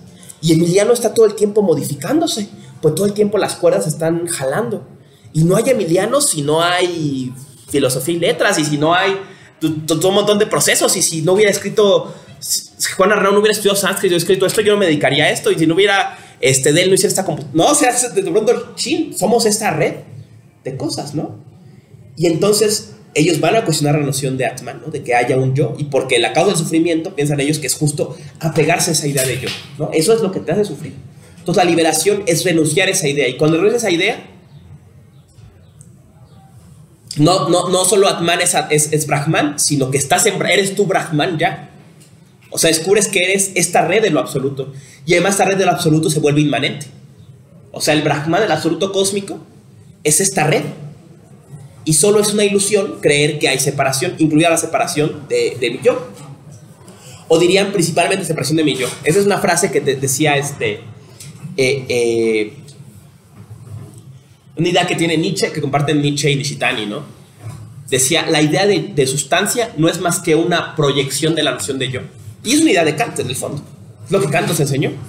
Lo que hace la idea de sustancia, la subjetividad de la idea de sustancia, cuando proyecta la unidad del yo a la experiencia, ¿no? Y así como yo me asumo como unido, asumo que esta libreta también tiene una unidad, una historia y todo. Pero dice, en realidad, pues, la que hay que cuestionar es esa noción. Si no hay unidad en el yo, pues no hay unidad. O esa unidad tiene un carácter ilusorio, ¿no? Como decía Arnau alguna vez, ¿no? No es que el yo no exista. El budismo, claro, cree en el yo, solo cree que no es sustancial.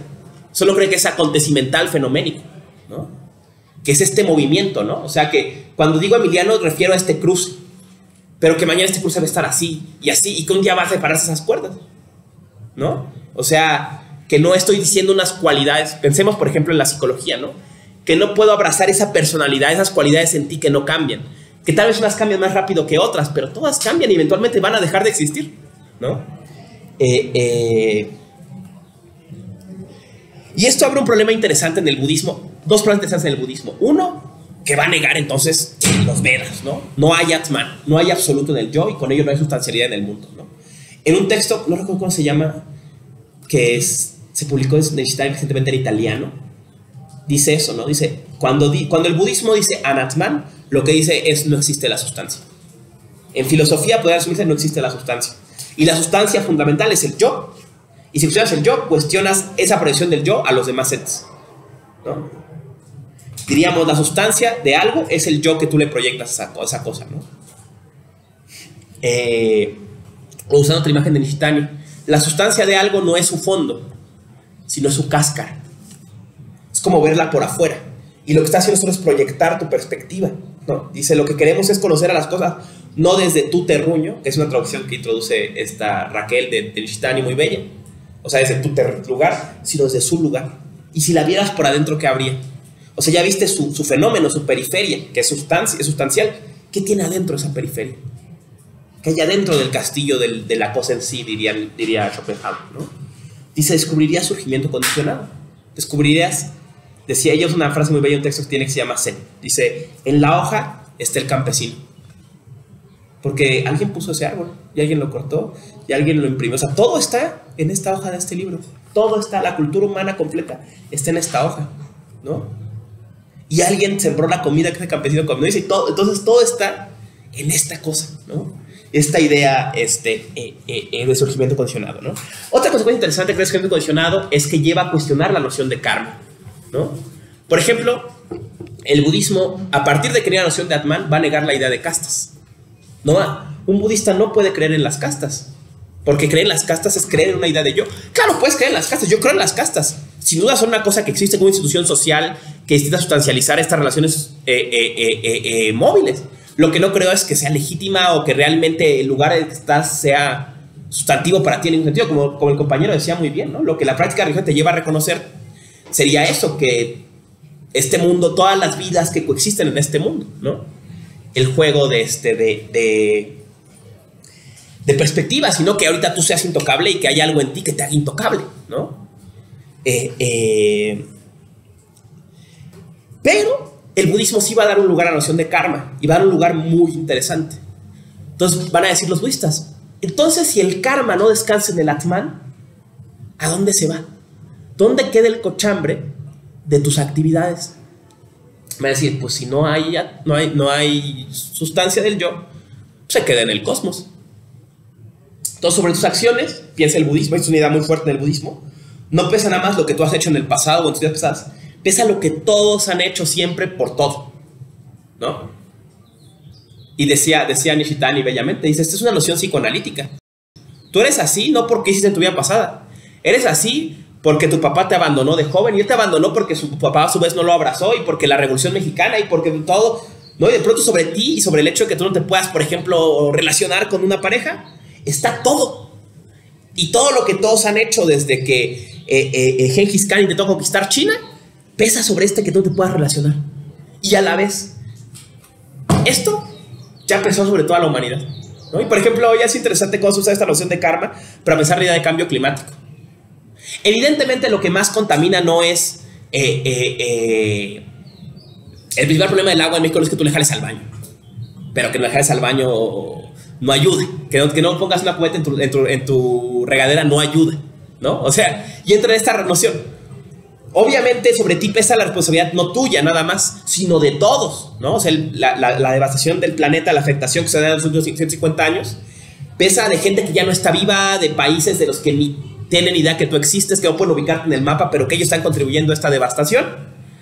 Pero, o sea, usando un ejemplo, ¿no? Nosotros estamos alimentando la guerra en Sierra Leona, porque tenemos un teléfono con litio, ¿no? Entonces estamos financiando la guerra en Sierra Leona. ¿Ustedes pueden notar si es Sierra Leona en el mapa? Tal vez, yo no me acuerdo exactamente dónde está, ¿no?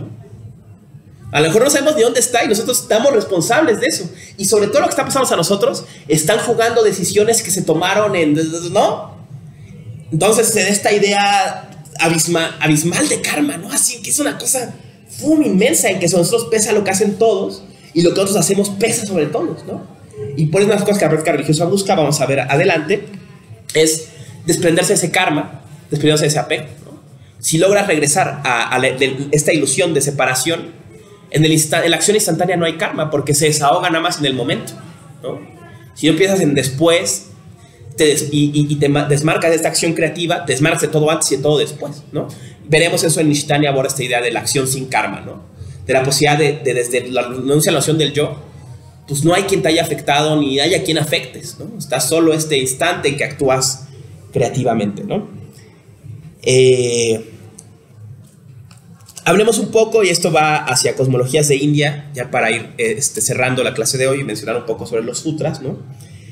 Él reconstruye estas tres cosmologías, ¿no? La del Vedanta, la del Samkhya y la del budismo, ¿no? Vamos a hablar un poco de la del budismo. Lo reconstruye a partir de la obra de dos cosmólogos indios que son Vasubandhu y Buddhaghosa, ¿no? Dos cosmólogos importantes en la India. Y él rescata algunas de nociones relevantes, él es filósofo, ¿no? Como relevantes de estas interpretaciones cosmológicas. Otra cosa que es muy popular en la India es que son interpretaciones suelen ser extremadamente barrocas y complejas, ¿no? La cosmología india es muy compleja y veremos cómo, por ejemplo, el budismo, conforme va avanzando hacia Extremo Oriente, va a pasar un proceso de simplificación, ¿no? En que muchos temas míticos van a ir siendo descartados y rescatando solo las nociones más básicas. Incluso veremos que momentos como el Zen tienden a ser antiintelectualistas, ¿no? Decía un maestro Zen contemporáneo aquí en México, ¿no? Tú no leas un solo sutra hasta después de 3 años de sentarte. Porque, pues, o sea, ¿qué importa esto? Si esto son palabras. ¿Qué importa eso, no? O una frase típica del budismo, ¿no?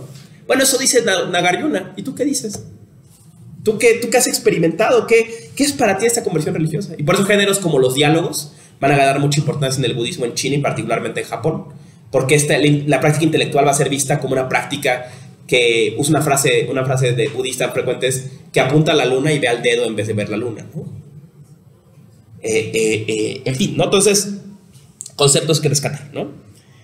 Primer concepto. Este cosmos tiene muchas dimensiones, pero esas dimensiones coexisten en un mismo cosmos. O sea, los distintos niveles de existencia o de seres coexisten en un mismo cosmos, ¿no? Eso quiere decir que para el budismo, el cielo, el infierno y todo está aquí. No hay otro lugar a donde ir, ¿no? Es muy importante esta noción. Y estos espacios físicos del cosmos son creados por espacios mentales o por estados mentales. ¿Qué quiere decir esto? Va a ser una clasificación, creo que 36 niveles, ¿no? Que están los espíritus hambrientos, los demonios, los asuras, los seres humanos, los semidioses, los dioses, Brahma, hasta la no dimensión, que es la dimensión de Buda, ¿no? La idea es que cuando inicia el cosmos, todos los seres están indeterminados, porque no tienen idea de yo. Y conforme generan esa idea de yo misma crea un espacio cósmico, ¿no? Te convierte en un dios y crea la tierra de los dioses. Te convierte en un ser humano y crea la tierra de los humanos. Te convierte en un demonio. Decía Rebeca una cosa muy bella, y también lo decía Arnaud cuando presentó este libro, ¿no? Eso quiere decir que para el budismo tú puedes ir en el metro con alguien que está en el cielo y alguien que está en el infierno, y que coexisten en ese mismo espacio, porque ese espacio físico es un espacio mental. Y es una noción muy heideggeriana de los templos de ánimo, ¿no? Hay quien ve el mundo como si fuera el infierno. Hay quien ve el mundo como si fuera un lugar de puro deseo. Hay quien ve el mundo como si fuera el paraíso. Y hay quien ve el mundo sin forma. Y es un bodhisattva, ¿no? Pero el bodhisattva y el demonio y el asura andan juntos en el metro, ¿no? O sea, esa es una idea muy bella, ¿no? Y ¿quién no ha vivido esa experiencia, no? Que conoce a gente que ve el mismo mundo desde otra forma. Y están en el infierno, sin duda, ¿no? Y gente que está en el mismo mundo y se está pasando toda madre y dices, no, es el mismo, ¿no? Hubo este estudio medio maniqueo que hubo sobre la felicidad, ¿no? Que se hizo así esta encuesta sobre quién era más feliz. Resultó que era un monje budista que vivía en no sé dónde y que no tenía nada, ¿no? Que claro, es muy cuestionable esta encuesta subjetiva, lo que sea, pero muestra esta idea, ¿no? O sea, pues, y están en el mismo lugar y está un güey que está toda madre y otro que no. Pensemos en el meme este del camión, ¿no? Que está uno viendo hacia el... Es la misma idea, ¿no? O sea, en el mismo lugar están... Y es una idea interesante de inmanencia, ¿no? O sea, estos lugares están aquí, ¿no? Y va a llegar, por ejemplo, una clase, cosa que era una clase que viene, que dice Lynch, ¿no? Dice, los monjes a veces actúan como si fueran a liberarse, pero ¿de qué se van a liberar? Dice, no hay otro mundo más que este. Lo único que la práctica religiosa hace es que lo veas diferente, pero no es que te vayas a ir al cielo. ¿Dónde está el cielo? ¿No? ¿Dónde te vas a ir? ¿Vas a meditar un buen momento como palomita, vas a brincar y vas a aparecer con Buda? No hay a dónde ir, ¿no? O sea, todo está aquí, ¿no? Les decía un monje, ¿no? Hay una anécdota de un maestro que está ya muy enfermo y su alumno le dice que no entiendo por qué usted, que es ya un Buda, está así de enfermo. Le dice, pues que tú no entendiste nada, ¿no? O sea, pues, ¿qué crees, que te eres Buda y ya no te mueres nunca? No, pues nada más te mueres y no lo ves como un problema, ¿no? Es lo único que hace el cambio de perspectiva.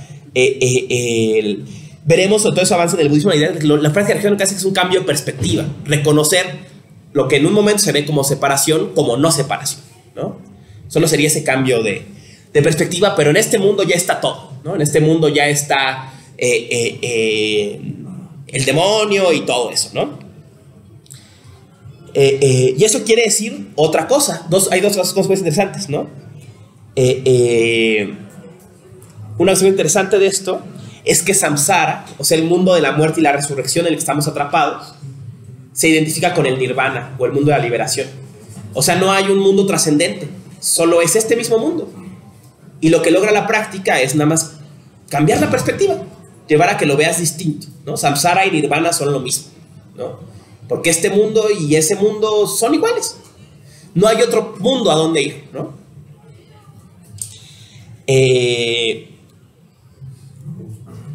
Otra cosa interesante dice es que el ser humano es un ser privilegiado porque sufre. Y su sufrimiento es un privilegio porque le permite reconocer la naturaleza del mundo. Dice en un momento Vasubandhu, dice, los asuras sufren tanto que están cegados por su sufrimiento, o están cegados por su ambición. Los espíritus amables están cegados por su ambición, no pueden ver. Y los dioses están cegados por el placer. El ser humano está en el lugar perfecto porque puede percibir el sufrimiento y el sufrimiento le inspira a la liberación. O sea, el sufrimiento tiene un carácter positivo también, que es el carácter de despertar esta conciencia liberadora, ¿no?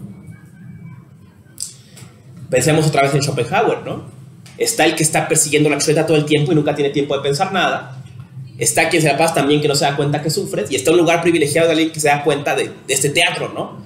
Que el sufrimiento mismo le despierta a este teatro de la existencia que no va a ningún lado, ¿no? Entonces piensan ellos que el ser humano, y eso es lo curioso, a la vez que el budismo es de homocéntrico, o sea, rompe la centralidad del ser humano, sí damos un lugar central al ser humano en un aspecto. Y es que es el que es capaz de reconocer esta no centralidad, ¿no? O sea, el que es capaz de reconocer el sufrimiento y la no dualidad y demás, ¿no? Entonces el ser humano sí va a tener un carácter central, pero como ser centro de transformación, no porque sea el señor de la creación. Recordemos aquí una imagen de Pico de la Mirándola, ¿no? En la Oratio dice, el ser humano es un camaleón, ¿no? Puede ser todo, es posibilidad, ¿no? Puede ser lo más bajo y puede ser lo más alto, ¿no? Y esa es su dignidad, es que es posible, es que está vacío, ¿no? Y un poco así piensa también la cosmología budista, que el ser humano tiene un lugar privilegiado porque sufre y eso le permite moverse, digamos, dentro del plano cósmico, ¿no? Reconocer las distintas dimensiones, vive sufrimiento y a la vez vive ese sosiego de sufrimiento y todo eso, ¿no? Y otra cosa, última cosa interesante, ya para entrar al sutra y terminar la clase, ¿no? Es esa idea que el tiempo es cíclico, ¿no? Y cada era cósmica, el cosmos se reabsorbe, se despliega y se reabsorbe, se despliega y se reabsorbe, ¿no? Y entonces explica Arnaud, dice, y eso llevó a un problema, ¿no? Dice, ¿qué pasa cuando se destruye el universo? ¿A dónde van los seres sintientes? Dice, el budismo desarrolla una explicación interesante, y es que todos los seres sintientes se iluminan en algún momento. Cuando viene el fin del mundo, digamos, o el fin de la era cósmica, los seres sintientes alcanzan la iluminación. Y eso permite que existan en una dimensión no material y eventualmente pierden esa iluminación y vuelven a crear el mundo cuando sienten apego a algo, ¿no? Entonces dice, eso llevó a la idea de que la iluminación es una cosa cíclica, o sea, que no es algo dado, sino que la ganas y la pierdes, que es un proceso, como le llamaban a los budistas, de iluminación constante, ¿no? En que despiertas esta gran verdad y luego te pegas en sufrimiento y luego otra vez dices, no, otra vez no, o sea, como decía Ueda en el texto que vimos, ¿no? Que es como un columpio, ¿no? Como un péndulo, ¿no? Y luego dice, y otra cosa que implica, y es una idea muy poderosa que guarden en su cabeza, porque es muy importante en Japón, eso va a ser revolucionario en Japón, es que todos los seres tienen en sí la posibilidad de iluminarse. Todos los seres, ¿no? No solo los seres humanos. O sea, no solamente, y eso dice, no solamente rompe con la idea de castas. Eso quiere decir que la persona más pobre, miserable, discapacitada en cualquier sentido, o el más rico, más bien, todos han despertado en un momento en su andar por este universo. Pero también los árboles y las hormigas y los protozoos y los planetas y el hidrógeno está en el sol y de todo, ¿no? Todo tiene esa naturaleza búdica, ¿no? Es la famosa, tiene el perro naturaleza búdica, ¿no? El perro también, ¿no? Y el árbol también, ¿no? Le hablamos de este proceso de ordenar a los árboles que se dio en Tailandia, si no me equivoco, ¿no? Porque los árboles también pueden alcanzar la iluminación. No solo pueden, sino pensará la cosmología budista que ya la alcanzaron. Porque en algún momento estuvieron iluminados y su cambio de estado mental los llevó a volverse árboles, ¿no? Lo que sea que eso signifique, ¿no? El estado que sea de árbol. Están ahora, su mente, digamos, su conciencia está mostrándose como árbol por el despego que tiene, igual que la nuestra está como humanos ahorita, y en otro tiempo puede estar de otra forma, ¿no? Y ya, ¿no? Entonces, esta noción se llama la noción de la iluminación originaria y es muy importante en el budismo extremo oriental, ¿no? Porque aparte que va a romper todas las jerarquías sociales, va a implicar incluso una ruptura de la relación entre inmanencia y trascendencia, ¿no? Por entonces todos los seres pues, ya son budas, ¿no? Entonces, ¿qué? ¿De qué se trata esto, no? La pregunta de Dogen era esa, ¿no? Si todo el mundo ya es Buda, entonces ¿para qué hay budismo? ¿No? Pues ya, ¿no? Ya todos somos, ya ganamos, ya se acabó, ¿no? En fin, ¿no? Ya leí los sutras, quiero comentar algunas cosas. El Sutra Diamante es uno de los libros más antiguos del budismo mahayana y en general creo que es el libro más antiguo encontrado ahorita, es una copia del Sutra Diamante en China, ¿no? Y bueno, este texto relata un diálogo entre Buda y Subhuti, ¿no? Subhuti es un monje mayor que le pregunta a Buda ¿qué significa alcanzar la iluminación? ¿No? Y entonces Buda le explica, ¿no? Dice, a ver, ¿qué significa residir en este corazón? Es una cosa importante, ¿no? También para el Sutra Corazón. Hurt, la raíz Hurt, suele significar el corazón físico, claro, pero también, como decimos, llévame en tu corazón. No es que te lleve aquí, ¿no? ¿En qué ventrículo estás? No, es que te llevo en mi vida, en mi conciencia, en ese ritmo, que es la base de ese ritmo de la vida, que es el latir del corazón constante, ¿no? El corazón no está aquí en el mismo, sino es esto, el corazón, ¿no? El lugar donde se manifiestan las cosas. Y por eso en la figura del Hidraya es muy importante el corazón y es muy importante en el budismo. Luego esta imagen, por ejemplo, también va a pasar al budismo japonés y chino, la idea de la mente, ¿no? La mente es ese espacio, ese lugar donde acontece el mundo, ¿no? Ese claro donde se muestran las cosas, digamos, ¿no? Entonces, ¿cómo habitar el corazón de la iluminación? ¿Cómo ese estado de conciencia iluminado, digamos, ¿no? Y dice, a todos los seres he indicado el camino a la iluminación, y aunque infinitos, incontables, innumerables seres se liberaron, ninguno lo ha conseguido, porque Subhuti, si un bodhisattva tiene concepción de yo, de persona, de ser sintiente o de tiempo de vida, no es un bodhisattva, o sea, no ha alcanzado la iluminación. O sea, iluminarte es perder la idea de yo. Eso quiere decir entonces que ningún ser nunca se ha iluminado, porque mientras sea un ser, mientras sea un ente separado, no alcanzó iluminación. Esto lleva un problema interesante que Rebeca estaba trabajando hace años, tiene esa idea sobre budismo y género, que ha trabajado mucho, ¿no? Y tenía una anécdota muy bella sobre eso, en que una mujer entra a un templo en China, pide hablar con el maestro y le dice, yo quiero ordenarme también y ser una monja. Y él le dice, no, es que las mujeres no tienen naturaleza búdica. Entonces ella se ríe y le dice, miren, el maestro no está iluminado. Entonces, ¿dónde está la diferencia? O sea, no que esa idea de persona no hay iluminación. Entonces, ¿cómo distinguir entre hombre y mujer? ¿No? O sea... Y ella estaba como trabajando mucho esa idea, ¿no? Y por ejemplo, hablaba de estudios, el templo en que se ordenó Suzuki, ¿no? El gran introductor del Zen a Occidente en el siglo XX, que está en las afueras de Tokio. Era un templo que era usado como refugio de mujeres, sobre todo mujeres que eran víctimas de violencia. Podían ir a ese templo, ordenarse, y una vez ordenadas no podían tocar a los hombres porque era agredir a una monja. Entonces era un templo en que se daba este servicio hasta que se legalizó el divorcio en Japón ya entrado el siglo XX. En fin, entonces continúa describiendo, ¿no? ¿Qué significa estar iluminado, ¿no? Y dice, ¿es posible ver el cuerpo del Tathagata? El Tathagata es el así venido, o sea, Buda. El que es como es, digamos, ¿no? Dice, todas las formas de posición que existen, todo es así. Si ves que toda forma es no forma, entonces ves al Tathagata. Reconocer que la forma y la no forma se identifican, o sea que lo que ves como separado, diferente, y la no forma, la no diferenciación son lo mismo, eso es ver como Buda, ¿no? Esa es la perspectiva de Buda, ¿no? Luego es una imagen muy hermosa, que es la imagen de dice, es que el Dharma mismo es como la canoa. Dice, cuando llegas a otra orilla ya.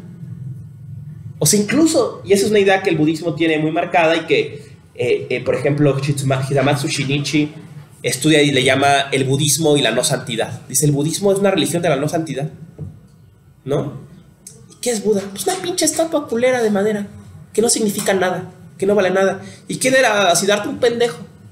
Nada, no significa nada. ¿Y qué es budismo? Una palabra, ¿no? O sea, y por ejemplo, que pensé que ellos criticaban también mucho esta idea de apegarse hasta la idea de ser budista, ¿no? No, yo soy el monje y yo practico un chingo. No, güey. O sea, eso también es una forma de apego. Y por eso dice aquí, en este rescatan que le contesta Siddhartha, ¿no? Dice, el budismo es como una canoa. Llega a la otra orilla y déjala. Tampoco eres budista, ¿no? Y por ejemplo, esto le pasa a Shinran mucho tiempo después en Japón, cuando lo exilian y le quitan el estatus de monje. Él dice, yo soy tan budista que ni siquiera soy monje. Ya no soy monje, ya no soy campesino, no soy nada. Pero pues no era nada desde el principio, soy budista, ¿no? O sea, no, ya ni siquiera soy monje, ¿no? Hasta ese estatus del que renuncia a todo, ya me lo quitaron, no importa, ¿no? Adelante, por favor. Una duda, ¿cómo podemos conciliar esto con el enseñárselo a los demás? Para enseñárselo a los demás sí tenemos que tenerlo, pues, al menos presente, ¿no? Será como una herramienta pedagógica, digamos, ¿no? La enseñanza de Buda y el culto a Buda es una herramienta para este camino, pero tienes que entender también que hasta pegarte a Buda es un apego, ¿no? Lo que tienes, digamos, lo que se busca transmitir es que la forma es no forma, ¿no? Y podría decir en una máxima budista, si yo lo entiendo, es porque todos lo entendemos, ¿no? Este es un fenómeno curioso, una vez lo estudiamos, lo discutimos hace tiempo en un congreso, y es que, por ejemplo, la cultura inca nunca desarrolló escritura. Utilizan un mecanismo de nudos para mnemotecnia. Y no es claro por qué nunca desarrollaron una escritura. Pero yo tengo la idea que tiene que ver con la noción de la chacana, de la cruz inca, que simboliza los 4 rumbos y la unión, digamos, que es Pachamama, ¿no? El centro. Dice, y ese centro eres tú. Por ejemplo, hay un ritual en que vas al templo de Pachamama y te sientas. Dice, aquí te habla Pachamama. Entonces te sientas. Y dice, ¿le escuchas? Dice, no, nada, escucho mis pensamientos. Pues ahí está. Esa es Pachamama. Tú también eres Pachamama. Entonces lo que escuchas, eso es ella que te está hablando. Dice, todo lo que hay por saber, lo que sea Pachamama, tú ya lo sabes. Porque tú eres ella. Entonces, ¿para qué te voy a escribir algo si lo que te tengo que decir tú ya lo sabes? Todo lo que hay por decir ya lo sabes. Entonces, la función de los hitos rituales es mnemotécnica nada más. Entonces yo en vez de escribirte, te muestro al cóndor y te muestro la serpiente. Y ves, claro, la fuerza de lo alto y de lo bajo. Entonces tú ves y entonces ves, te lo pongo de tal forma que dirige hacia la montaña y al sol. Entonces tú ves eso para que te acuerdes de lo que tú ya sabes, ¿no? Que es un problema también platónico, ¿no? Si tú ya sabes la esencia de las cosas, ¿para qué te las escribo? ¿Qué función tiene la escritura? ¿No? Si no es más el recuerdo, ¿no? Entonces un poco también podríamos pensar aquí esta idea, ¿no? Pues yo te estoy mostrando lo que ya sabes, ¿no? lo que ya es claro, ¿no? Lo que tú sabes, y lo que has sabido, como decías desde el otro, esto tú ya lo has sabido infinitas veces, en infinitos tiempos esta verdad tú ya has sabido. Entonces nada más te estoy recordando, ¿te acuerdas de que, sí, cierto, ¿no? Y ya está, ¿no? Sería esa la función de la enseñanza, ¿no? Dice, sigue este sentido, ¿no? Habla del Dharma, ¿no? Dice, seguir el Dharma, no hay nada que hacer en el Dharma. Dice, el Dharma, el camino de Buda es el Dharma del no hacer, ¿no? Eso es lo que diferencia a todos los sabios y los santos, ¿no? Esto toca un concepto que hay una clase que viene este concepto de Wu Wei, o de acción sin agente en la tradición del taoísmo, ¿no? O sea, no es un hacer intencionado, ¿no? Digamos, en los temas, el budismo no tiene un plan. Actúa desde la compasión y vas a actuar bien, ¿no? No la vas a regar, o vas a regarla y te vas a perdonar y no va a pasar nada, ¿no? Decía esto, por ejemplo, yo que he trabajado temas de budismo y política, va a lo que decía Heidegger, ¿no? No queremos programas, no queremos un plan de cómo va a ser en 20 años la sociedad. Vamos yendo día a día construyendo estos valores y vamos a ir atinando y construyendo una sociedad desde valores ecológicos, horizontales y demás. Y no hay un plan de que en 30 años vamos a abolirla. ¿Quién sabe, güey? ¿No? Vamos a ir viendo, ¿no? Entonces un dharma del no hacer, ¿no? Y por eso el budismo no tiene una ética, no tiene un decálogo. Bueno, sí hay un decálogo, ¿no? De cosas, no quitar una vida, no provocar sufrimiento, pero en general es muy laxo, porque la idea es que tú desde esta transformación espiritual vas a actuar desde esa espontaneidad, ¿no? Y que vas a ir adaptándote también al momento, ¿no? Decía Heisig, ¿no? Lo más budista es la frase de Groucho Marx, ¿no? Estos son mis principios, y si no te gustan, aquí tengo otros. No, o sea, esta idea de casi casuística, ¿no? De, bueno, esta es la forma que hacemos todas las cosas. O esta, no, o esta otra, ¿no? Dice, la iluminación es hacer surgir un corazón en el que no reside en el sonido, en el olor, en el gusto, la textura, ni en los dharmas. No reside en ningún objeto externo, a surgir ese corazón, ¿no? El corazón que dice, el que se mezcla con las cosas, que está entre las cosas, pero no se mezcla con ellas, ¿no? Que no se pierde en la forma, ¿no? Y luego hacer un juego muy bello, ¿no? Dice, es que esto no es es la botella, es lo que le llamamos botella. Esto no es el mundo, es lo que le llamamos mundo. Reconocer que estas son categorías nuestras, que imponemos a un fenómeno que él mismo es indiferenciable, ¿no? Decía, eso por ejemplo va a algo que dice Merleau-Ponty, ¿no? Dice, el mundo se abre a los sentidos, a la percepción, y somos nosotros quienes abstraemos, por ejemplo, los sentidos, ¿no? Dice, tú vives el mundo sinestésicamente. O sea, tú estás aquí y estás viendo, oliendo, oyendo, sintiendo, percibiendo, equilibrando, imaginando a la vez, significando. Y él dice, oye, ¿alcanzas a oír a alguien que...? Dice, y ese día que te dicen eso, nace el oído. Cuando te dice, ¿alcanzas a...? Oye, ¿si ves allá? Dice, nace la vista. Pero lo que hace la percepción, dice Merleau-Ponty, fenomenología de percepción, es abrir mundo. Y el mundo se abre sinestésicamente, ¿no? Y un poco es lo que está diciendo aquí también el Sutra Diamante, ¿no?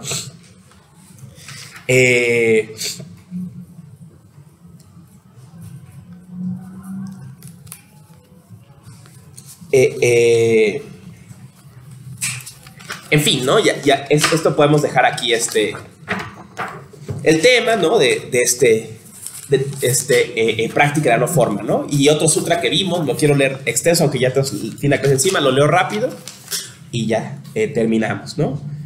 El bodhisattva de la compasión, desde la compasión, o sea, el que se preocupa por el otro, digamos, desde la profunda sabiduría prajna, vio el vacío de los 5 skandhas, de los 5 sentidos, y rompió los lazos que crean sufrimiento. O sea, liberarse del sufrimiento, seguir el Buda Dharma, es reconocer que los 5 sentidos son vacíos.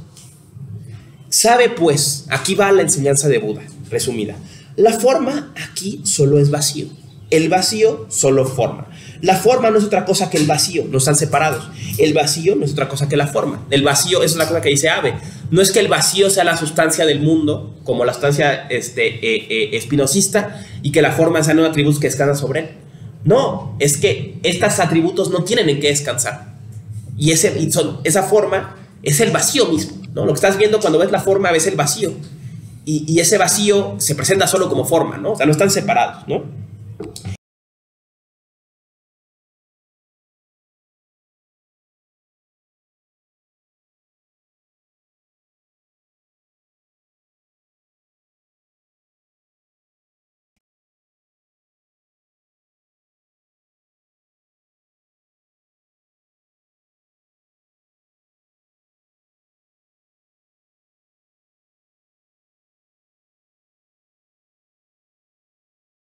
Así, en el vacío no hay forma, sentimiento, pensamiento, albedrío, ni conciencia. No hay ojo, nariz, oído, lengua, cuerpo, ni mente. No hay color, olor, sonido, sabor, ni tacto. O aquello a lo que la mente se aferra, ni siquiera acto de sentir. No hay ignorancia, ni fin de esta. Aquí va la negación del budismo. Ni todo lo que proviene de ignorancia, no hay marchitamiento, ni muerte, ni fin de estos. No hay dolor, causa del dolor, ni fin del dolor, o noble senda que aleje del dolor. O sea, no hay Buda Dharma tampoco. Ni siquiera sabiduría que lograr. El logro también es vacío, ¿no? No hay a dónde llegar, ¿no? Así pues, el Bodhisattva, aquí viene el lado positivo, hasta ahorita fue una deconstrucción, ahora viene el lado positivo. Así pues, el Bodhisattva, morando en la sabiduría prajna y sin aferrarse a nada, se libera de obstáculos ilusorios, del temor que crean, porque crean temor estas ilusiones, sufrimos por estas ilusiones, ¿no? Y alcanza el más claro nirvana, se libera, ¿no? Todos los budas del pasado, del presente, budas del futuro, a través de su fe en la sabiduría prajna, o sea, en estas verdades, logran una completa iluminación. Conoce pues el gran Dharani, sin igual radiante mantra, el supremo infalible mantra, el Prajna Paramita, cuyas palabras alivian todo dolor. Esta es la sabiduría más alta, verdadera, más allá de toda duda. Conoce y proclama su verdad. Gate, para samgate, bodhisvaha. ¿Qué significa eso? ¿Quién sabe? La sabiduría más grande no tiene sentido. Esta es una figura poética del budismo que se llama el Dharani. El Dharani es una figura poética que la idea en el budismo, no tendré mucho detalle en esto, ¿no? Pero hay una noción en el hinduismo de que el lenguaje tiene un poder, no solamente en representar, sino que su propia sonoridad de alguna forma crea, y por eso está la idea, por ejemplo, de los mantras, ¿no? El mantra reproduce un sonido que tiene un poder creativo, y la idea es que, por ejemplo, Brahma crea el mundo diciéndolo, y que hay un lenguaje original que crea, que su poder sonoro crea, pero el ser humano no lo sabe manejar ni lo sabe reproducir. Entonces intentamos con los mantras emular ese ruido, y en un género parecido al mantra existe el Dharani. El Dharani son estos sonidos fundamentales que se intentan copiar con letras. Esta frase, dicen los sanscritólogos, parece decir, es muy parecida a una frase que diría algo así como lejos, verdaderamente lejos, la otra orilla. Pero en realidad no es eso. O sea, no es esa frase, está bien formada, pero suena parecido. Y se ha reproducido históricamente con letras que copian este ruido. Gate, para samgate, bodhisattva. Y hay algo profundo en que la máxima verdad sea algo que no tiene sentido, algo que no tiene forma, ¿no? Es un ruido. ¿Cuál es la máxima verdad de Buda? Un ruido, ¿no? Contaban que la máxima verdad de Buda, que cuando transmitió a Makakasho el patriarcado, o sea, cuando que él fue el primer padre del budismo, se lo pasa a su sucesor. Hablaremos después del tema de transmisión. Lo que hizo fue que agarró una flor y guiñó los ojos. Y entonces Makakasho aplaudió y se rió. Y le dijo, ahora tú sigues, porque tú entendiste.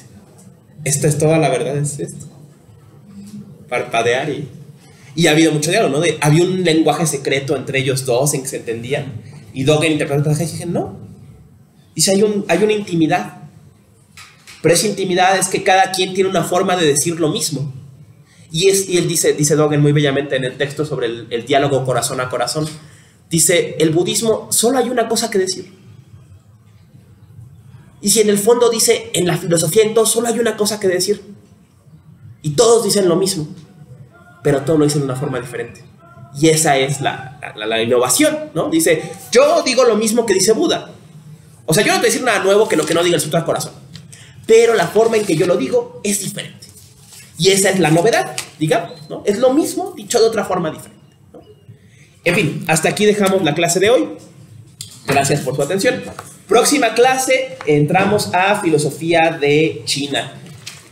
Otra vez una introducción súper general. Si les interesa mucho filosofía china, hay un libro muy bueno que se llama A Sourcebook on Chinese Philosophy, que está compilado por un especialista en confucianismo, pero que lo amplía a todas las escuelas de pensamiento chino. Es extremadamente minucioso, pesado de leer, denso, y es escrito por un pensador chino, entonces puede sonarles un poco chocante al lector filósofo occidental, pero es muy bueno, muy buen libro, se consigue en PDF sin ningún problema. Pero para la próxima clase quiero que lean el Tao Te Ching completo. Se leen media hora o menos, es muy hermoso, lo van a disfrutar mucho. Si les interesa cosas más a detalles, pueden leer la introducción, por ejemplo, del Sourcebook on Chinese Philosophy. Ojéenlo si quieren, vean si alguna escuela les llama la atención, pueden revisarla y hacerse una idea sobre el... No habla del taoísmo del Xinjiang, del taoísmo negativo del Xinjiang, del confucianismo positivo, del confucianismo negativo, del confucianismo de no sé quién, o sea, todas las escuelas que han existido en los 3.000, 4.000 años de filosofía china, las aborda, hasta Mao, ¿no? Todos vienen. Muy, muy bonito el libro, muy divertido. Pero solo lean el Tao Te Ching y lean de las enseñanzas del maestro Lin Chi. Si pueden leerlo todo, léanlo todo. Y si no, por lo menos ojéenlo. Se van a reír mucho. Lin Chi es el padre del Zen, en cierto sentido. Bueno, Bodhidharma es el padre del Zen, pero es uno de los precursores del Zen. Y es el budista más radical que existe, ¿no? Es el famoso, para que dejarlos picados, ¿no? Una vez le preguntaron, maestro Lin Chi, ¿qué es el hombre? Y dijo, el hombre es un palo para limpiarse el culo, ¿no? ¿Qué es el hombre? Es eso, ¿no? Si encuentras en tu práctica, encuentras a Buda, mata a Buda. Si encuentras a los patriarcas, mata a los patriarcas. Si encuentras a tu familia, mata a tu familia, ¿no? Deja todo en ese camino, ¿no? O sea, hasta ese apego. Si ves a Buda, me vale madres, ¿no? Sigue tu práctica, ¿no? Hasta Buda es un apego, ¿no? Entonces, léanlo, es muy, muy bello su trabajo, muy divertido, y aparte él es... Van a ver con ese el nacimiento, por ejemplo, de las técnicas performáticas. Si se abandona el camino intelectual de explicación, va a empezar a explicar el performance. Por ejemplo, Lynch usaba mucho los gritos, los golpes, para expresar algo, ¿no? O sea, tenía que decir algo, entonces gritaba y se iba. Pero no explicaba nada, ¿no? Y esa era su técnica, ¿no? Entonces van a ver, eso va a empezarse a ser popular en el budismo en China y en Japón, ¿no? En fin, nos vemos en la próxima clase. Muchas gracias. Y si tienen preguntas, pues creo que tenemos que hacerlas fuera porque ya tenemos el tiempo encima.